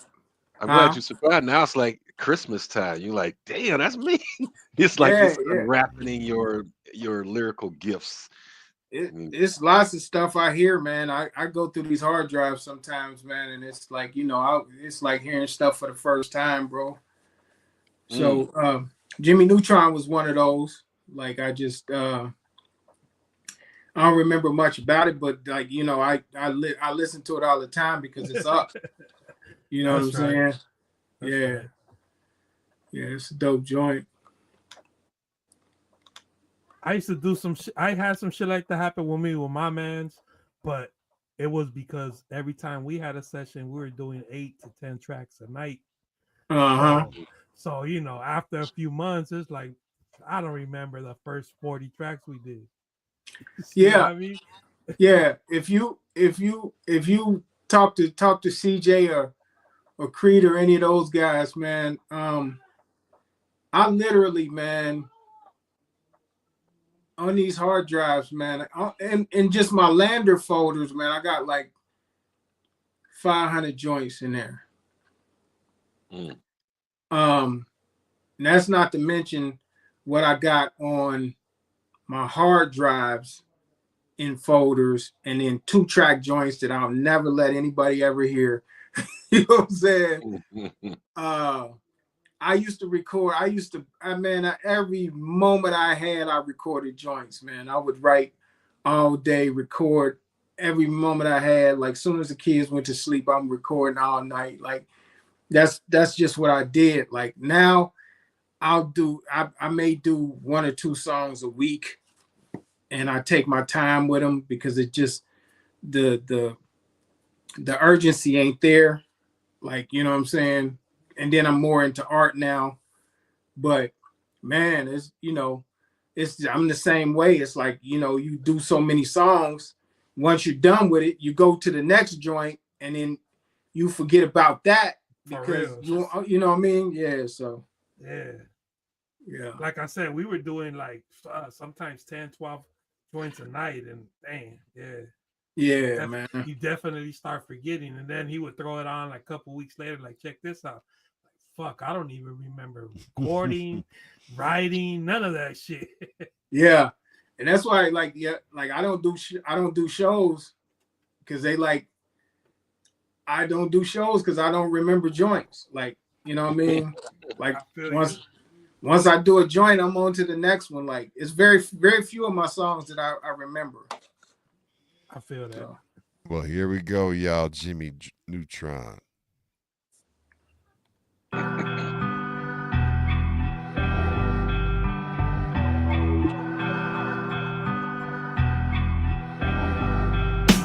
Dance with the devil, 2 steps on a downbeat. Bunch of weird niggas dancing in their clown's feet. Plush dreams on a futon, my whole shit's out of this world. Jimmy Neutron. Dance with the devil, 2 steps on a downbeat. Bunch of weird niggas dancing in their clown's feet. Plush dreams on a futon, my whole shit's out of this world. Jimmy Neutron.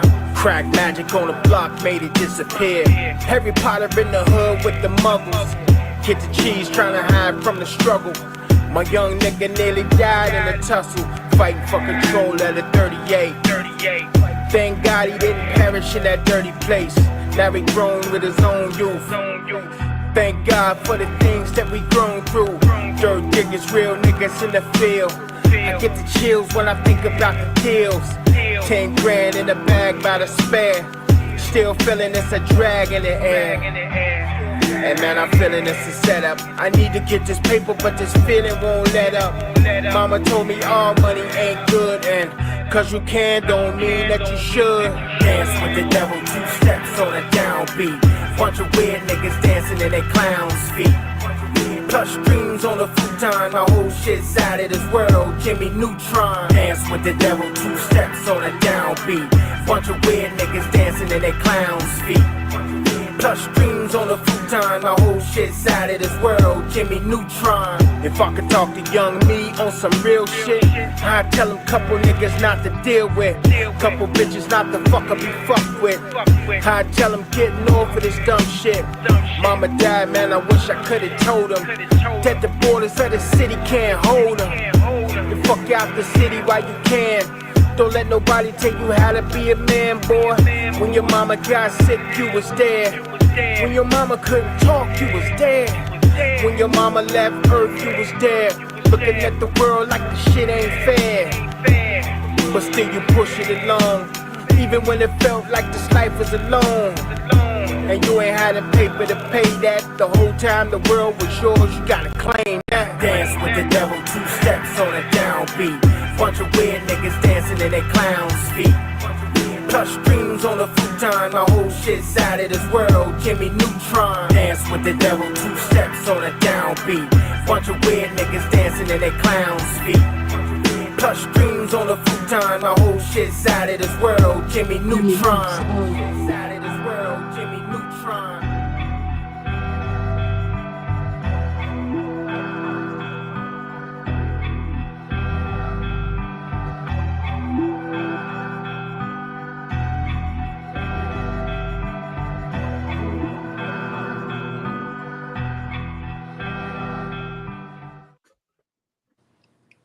Yeah. Dope. Dope, man. Another banger, Boogie Bang.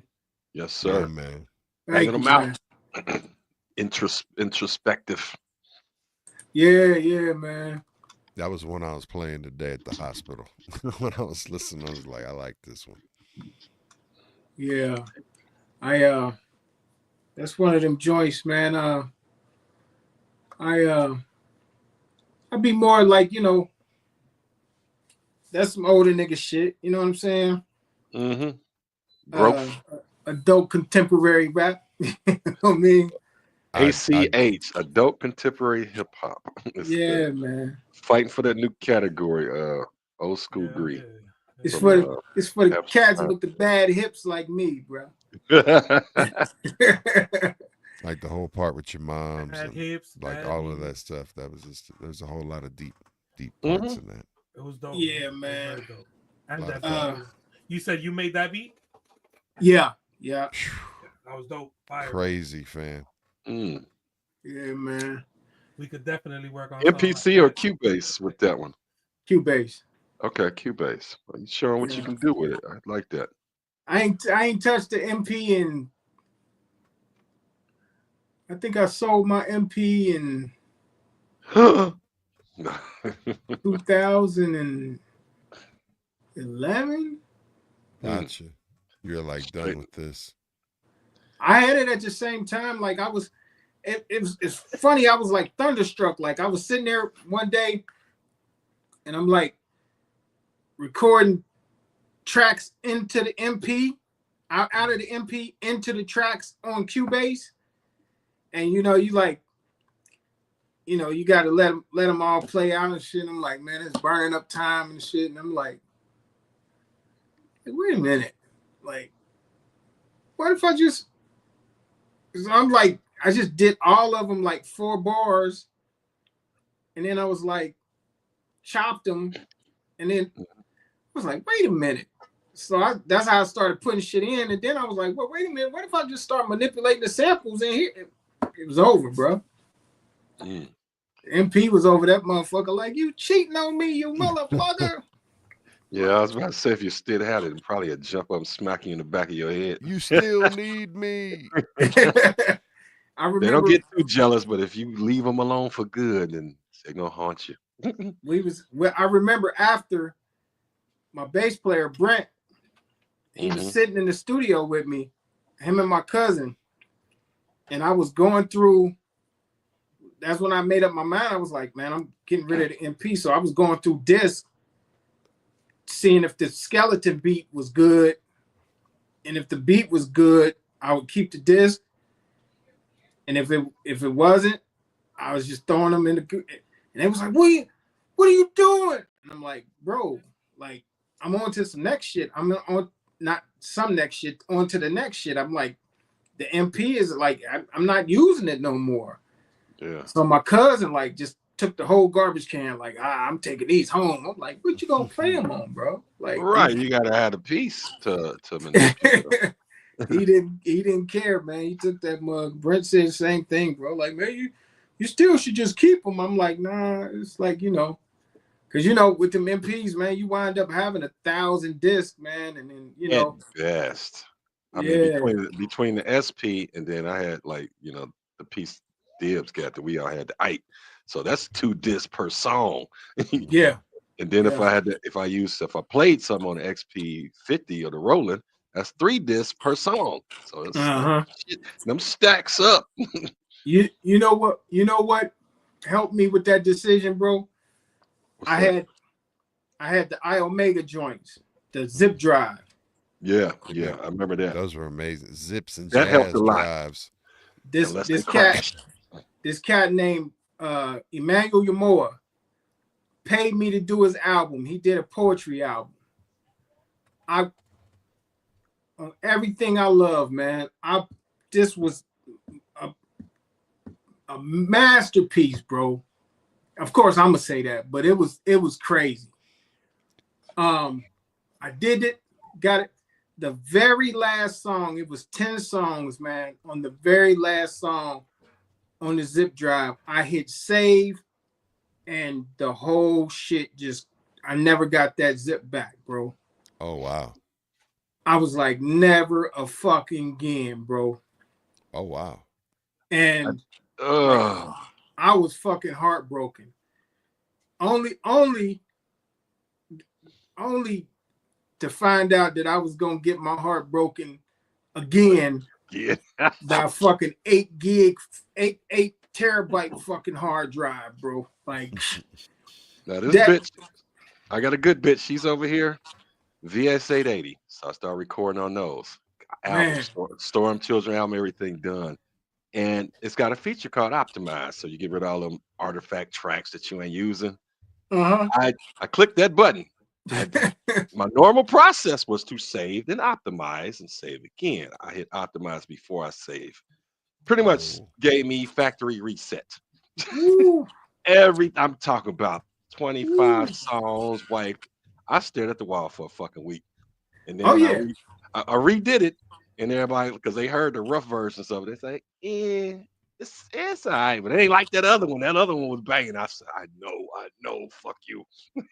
Man, I tell you, man, I went and laid on the couch, man. I went and laid on the couch. It was over. And then when this is crazy, like the 8 terabyte joint I just told you, that happened pre-COVID. That was right before COVID, right? Yeah. So I lost that 8 terabyte joint. I'm about to back up now. You're making me I'm about to back some shit up right now. Which was everything. I lost almost everything. Just happened to be able to get a lot of stuff back, but everything I ever recorded, I just backed up 3 or 4 or 5 terabyte. I mean, 5 terabyte joints. I mean, 500 gigabyte joints. Erased. Put all of those joints on there. So I lost that joint with everything from my childhood and everything. My partner Mike passes away. Joe passes away. And I'm like, I got music with both of them, so it's a loss of them, the music that we had. And then wifey passes away, and she was there for the whole shit. You know what I'm saying? So that's a human factor. You lose 3 very important people in your life, and then you lose the music that you've been working on through your life. Yeah. They gotta support groups for this. PD for producer depression from severe musical loss. It's got to be some groups out there for this, because I'm telling you, if you ever experience it, it's deep pain. I think it happened to CJ not too long ago. CJ lost some shit. Like, man, I don't trust none of this shit, man. Get it in the cloud is your best shot. I try to put as much in on a server. Putting shit in the cloud because some kid named Shijin Boogie go. Put it on a secure site, and only you can get to it. That's a suggestion. Yo. I was trying to get my son to drop in on this, man. He on this Hollywood shit, man. We you got it. We're gonna play another one. Then we getting close. What's the next one? What's the next one, man? Then play Can we play the one Mad Ways wanted, or which one was that? It's in the private chat. Got it. What's that one called? I believe it was Unfortunate Events. Unfortunate Events. Yeah, Oh, I think that's on Beeb's joint. Yeah, It's on that. It's on that high rise Boogie joint. Bang. Yeah. You cool with that or not? Yeah. Whatever you Tell us feel. about it. I was into that. I have no idea, bro. Got it. Not a problem. This is one of those new for ones too. Yeah, I mean, I've heard it. I don't recall a story for it. Oh, gotcha. Understood. Well, here it is, y'all. The High Rise, Unfortunate Events.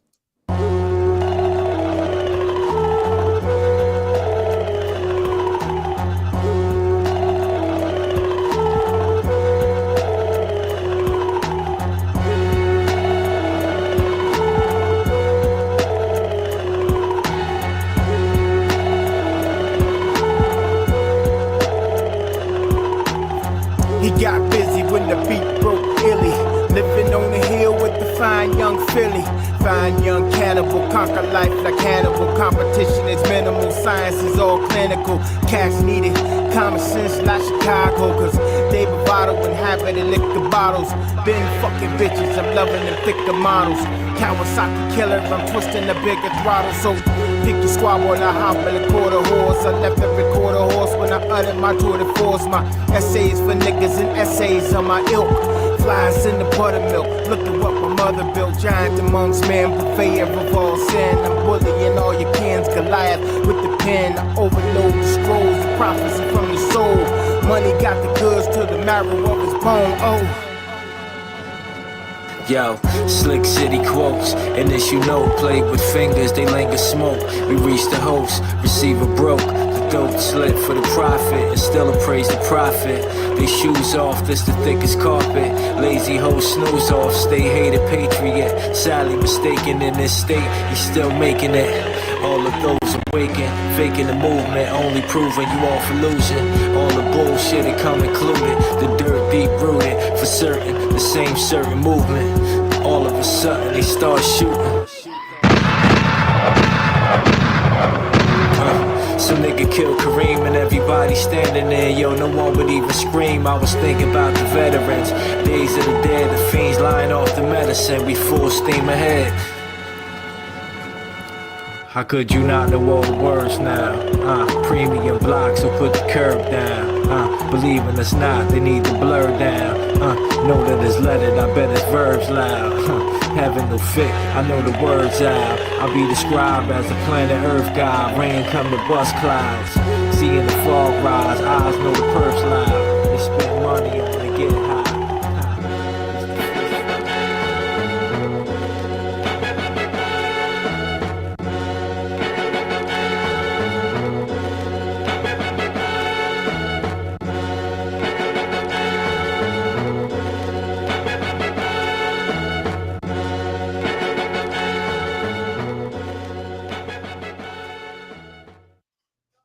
Banger. Yes, sir. Yes, sir. Black exploitation meets Asia, China Road mixed with little spaghetti western. Yeah. The beat had all them cinematic elements. That beat. That shit was dope as fuck. And I like the couple. I mean, it was maintained and had a couple of switches off, and then the outro was sick. Yeah, lyricist was on point. So that was you, dude named Beeb, and who else was on that track? Just y'all two. Beeb, Scooter Beeb, man. Okay. Shout out to New Jersey. Jersey. Dirty Jersey, in the house. Hell yeah. I stayed in Jersey a couple of years. Shout out to Jersey. Yeah. Scooter Beeb, man. He's you know, I do art too, right? Mm-hmm. And so Beeb was like one of the dudes, like, it was like I kind of did them separately, you know what I mean? And then I was like, man, looking at him, like, man, everything he does is like together. Like his art is with his music, like, you know what I'm saying? It's inseparable. Word. I'm like, I got to get on that vine, you know what I'm saying? That's why I started doing my own album covers and shit, man. So, like that Jimmy Neutron album cover, that's me. The Samsung, the Red Dawn, that's me. Saw that, yeah. I did an album cover for Napoleon and Sorg in the Louverture album, and I won in their version of Jazz Magazine in France. I won most beautiful album cover for the year. Wow, that's yeah. dope. Right. So it was crazy. I actually had a gallery offer over there from that, but you know, my legs wouldn't cooperate, my hip wouldn't cooperate, but yeah, man. But be like, you know, kind of put me on that path of doing that. Hey, can you bring me that soda, brother? So a little more artwork on that. Yeah. Cool. Yeah, man. Brothers, I think we're about that time, Magic Mike. Yes, sir. We ain't forgetting. Tell them about what's coming up. And if you watched any of this episodes before, you probably already know. But act surprised. So here's what it is. We've got the wheel, right? Our co-host Big Weez created a wheel. He found a list of names, 100 best rappers according to a list. The internet has many a list. He found one and put it on a wheel. And basically we spin the wheel 2 times, give you 2 different artists, and then basically you're going to choose who you are with and why. Okay. So, and then also the caveat is if it's too easy, we're respinning. Like we're going to respin. So, that is the other part too. So if we know that it's going to be, you know, or if the ridiculous, matchup isn't good, you know. Yeah, that's what I'm saying. If the matchup isn't the right matchup. Now before we start this, B, I got to tell y'all. Yes, sir. I got my hater card back in '76. Right on. Let's go. So you know, said I hate on the best of them, boy. Listen. Let the hate. If you got hate in your heart, let it out. Man, listen. Hate. Hate.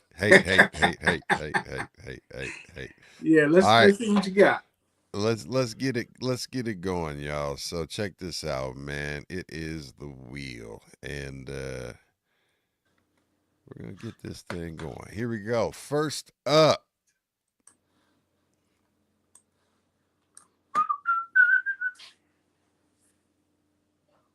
Kid and Play versus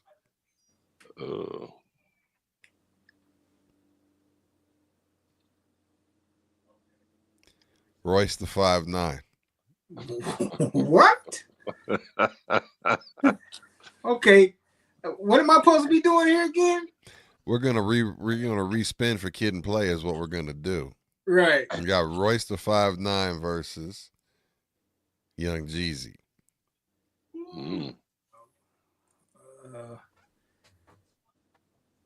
Who you with and why?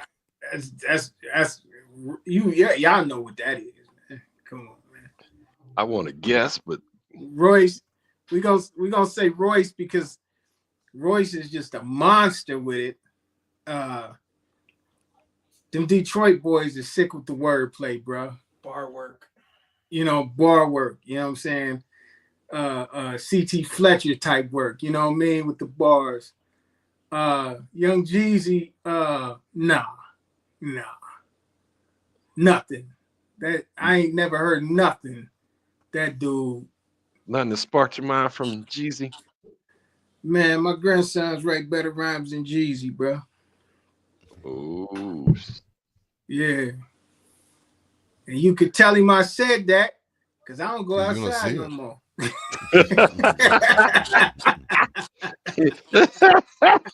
He said, "Come I get don't me." think Jeezy's trying to get into a fight anymore anyway. Good luck finding me. Them type of niggas don't fight no way. They send somebody for you. Yeah. You know what I'm saying? Shit. Okay, now we seeing right. kind of got the vision here. All right, so now next up, let's see here. Let's get a better spot on this wheel. All right.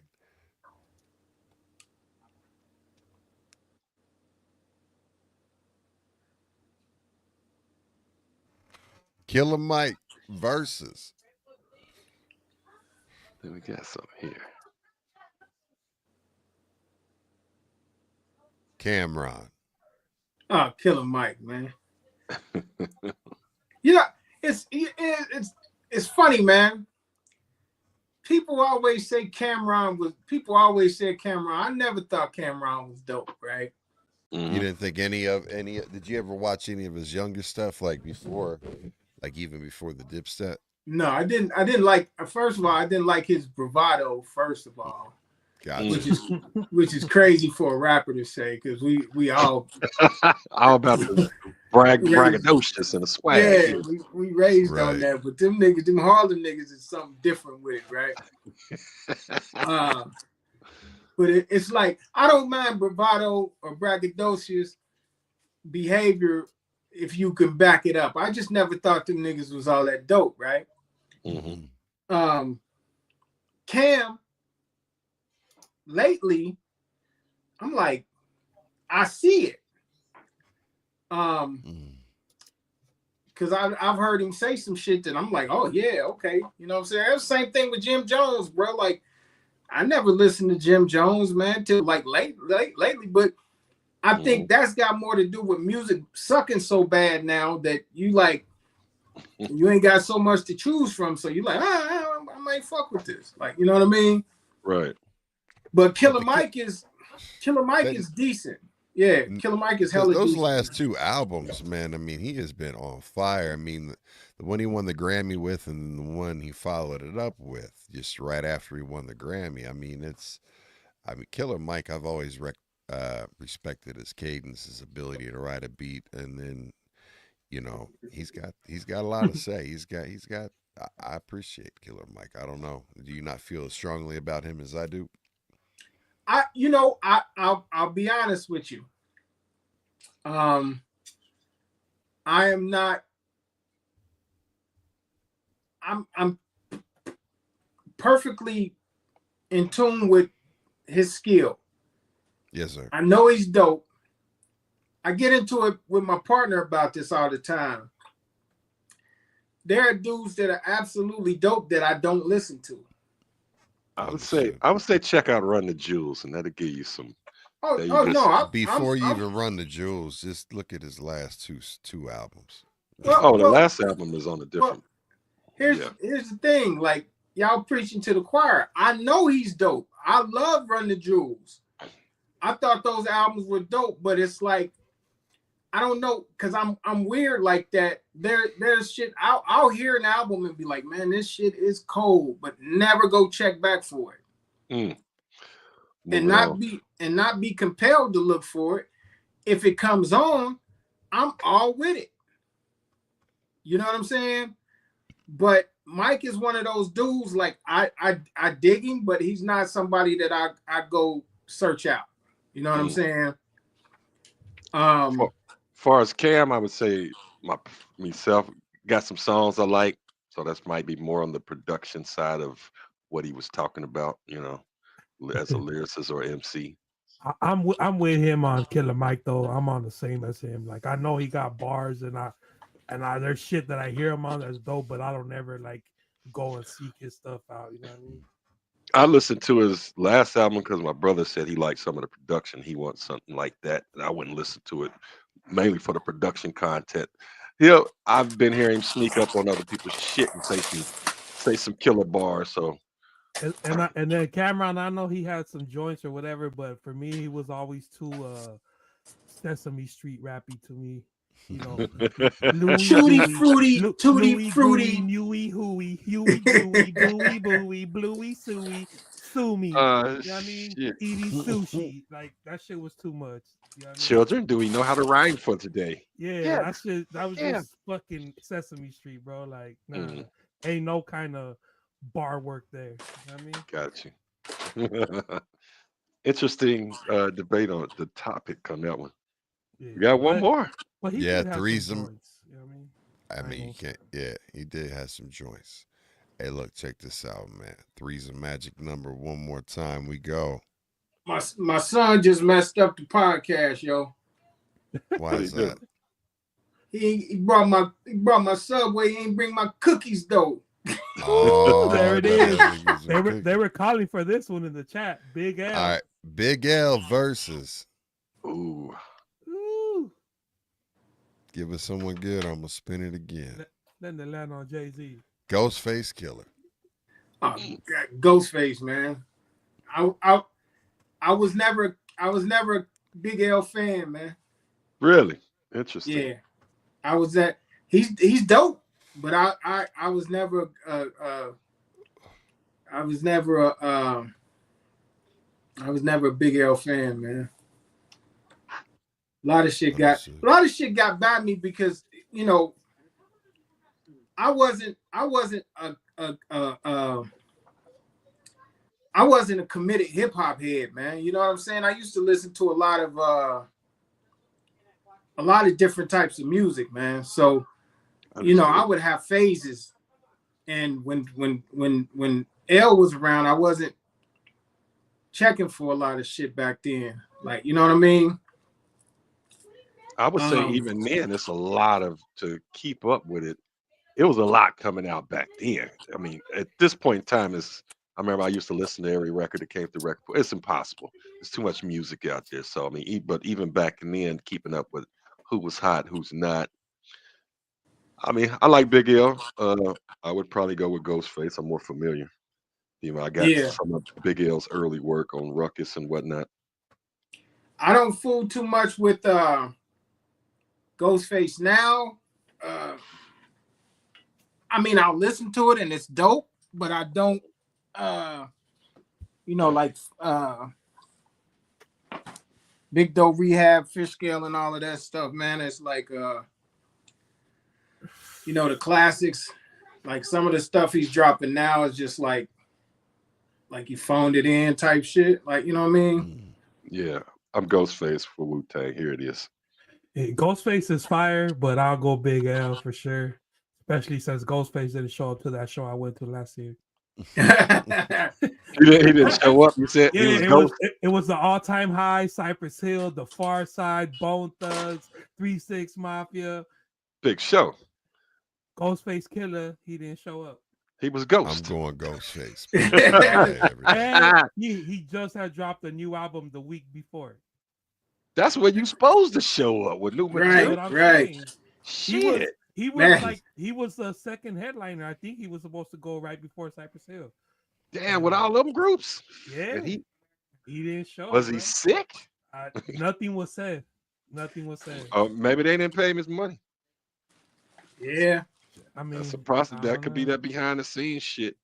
Got fans hating on him. It might not be his problem. There was a lot of people there getting big bags that were fucking rocking at 4 or 5 in the afternoon. I'm pretty sure they gave him his money. You know what I mean? I would think so. We had Burner was in the fucking house. I mean, there was so many fucking groups there. Like, this shit was real. Dope. Well, it's still Ghostface all day. And with that being said, man, this has been a dope episode of B-Boys Underground. Boogie Bang, thank you so much for joining us, fam. And much love to you and salute to you and your journey and everything in your health journey as someone who's been battling and still battling and going through a lot. I feel for you, and anything that you need in your endeavors as far as starting anything with the podcast, we got you. So everybody, please make sure you follow Boogie Bang. Where can they let everybody know, like, you give you shout outs and let everybody know where they can follow you and all of that whatnot. What's contact you? Yeah. Shit, man. I don't know, man. IG, Facebook was good. Twit, X, whatever the fuck. TikTok. I'm on some Maxwell shit, man. I always feel like somebody watching me. Leave me alone, beat now. I always feel like Grand Exquisite Arts on Instagram. Boogie Bang on Facebook. Boogie Bang on Bandcamp. And I don't really mess with none of the rest of that shit, man. You know what I'm saying? Mm-hmm. So I didn't have no link tree and none of that. Like, I just be about the music, be like, you know what I'm saying? I think that's why I didn't do more, man, because I just ain't got the right mentality for it. Like, I really make my shit for me, man. You know what I mean? Well, I think it starts with that. I mean, you know. Yeah. I feel that. I said cat around here, man, be putting mad money in the bots and streaming bots and all of that shit, man. Like, nigga, if I'm gonna do that, I just listen to my own shit, man. Like, do you have any shout outs, fam? Yeah, let me see. Of course, CJ, Creed, Difference, my brothers, my Red Eye Blue brothers from Austria. You know what I'm saying? Steve, DJ Equality. You know what I'm saying? My man's from Stoke and Trent, DJ Cut Fresh. Of course, Napoleon Maddox and Sorg over in France.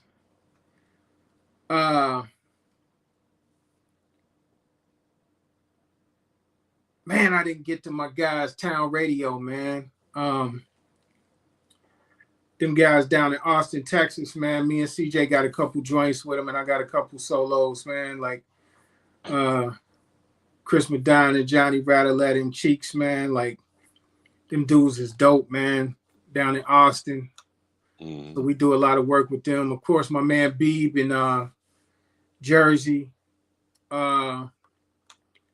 Brent Olds up in Indianapolis, Indiana.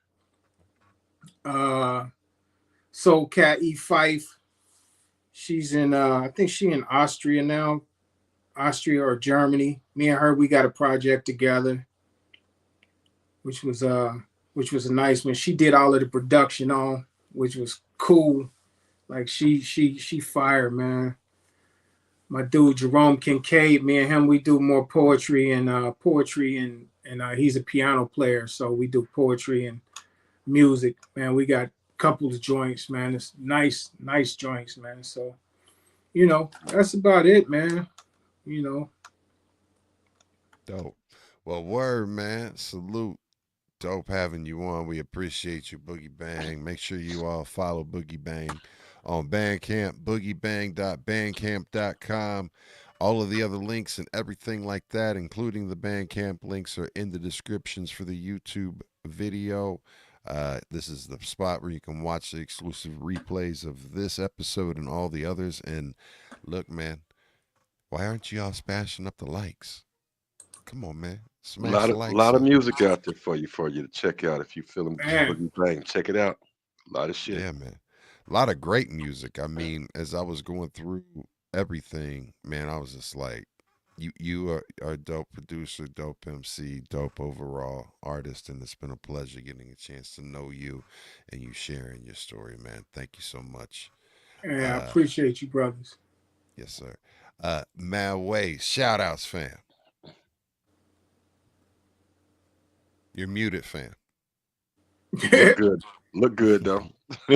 Shout out to you, Boogie. Shout out to G-Fresh, Big Weez, all my B-Boy Underground family. The chat been live all night. Big ups to Boogie Bang, man. It was a pleasure to meet you. I really dig the music, fam. And I don't know if you got any features with anybody in LA, but I do that boom bap shit too. So okay. Link up. Yeah. You get we link up. The bros right here got all my info, so you know. Okay, for sure, man. For sure. Let's make it happen. You got I'm looking forward to that. Let's make that Cincy LA banger. Yeah.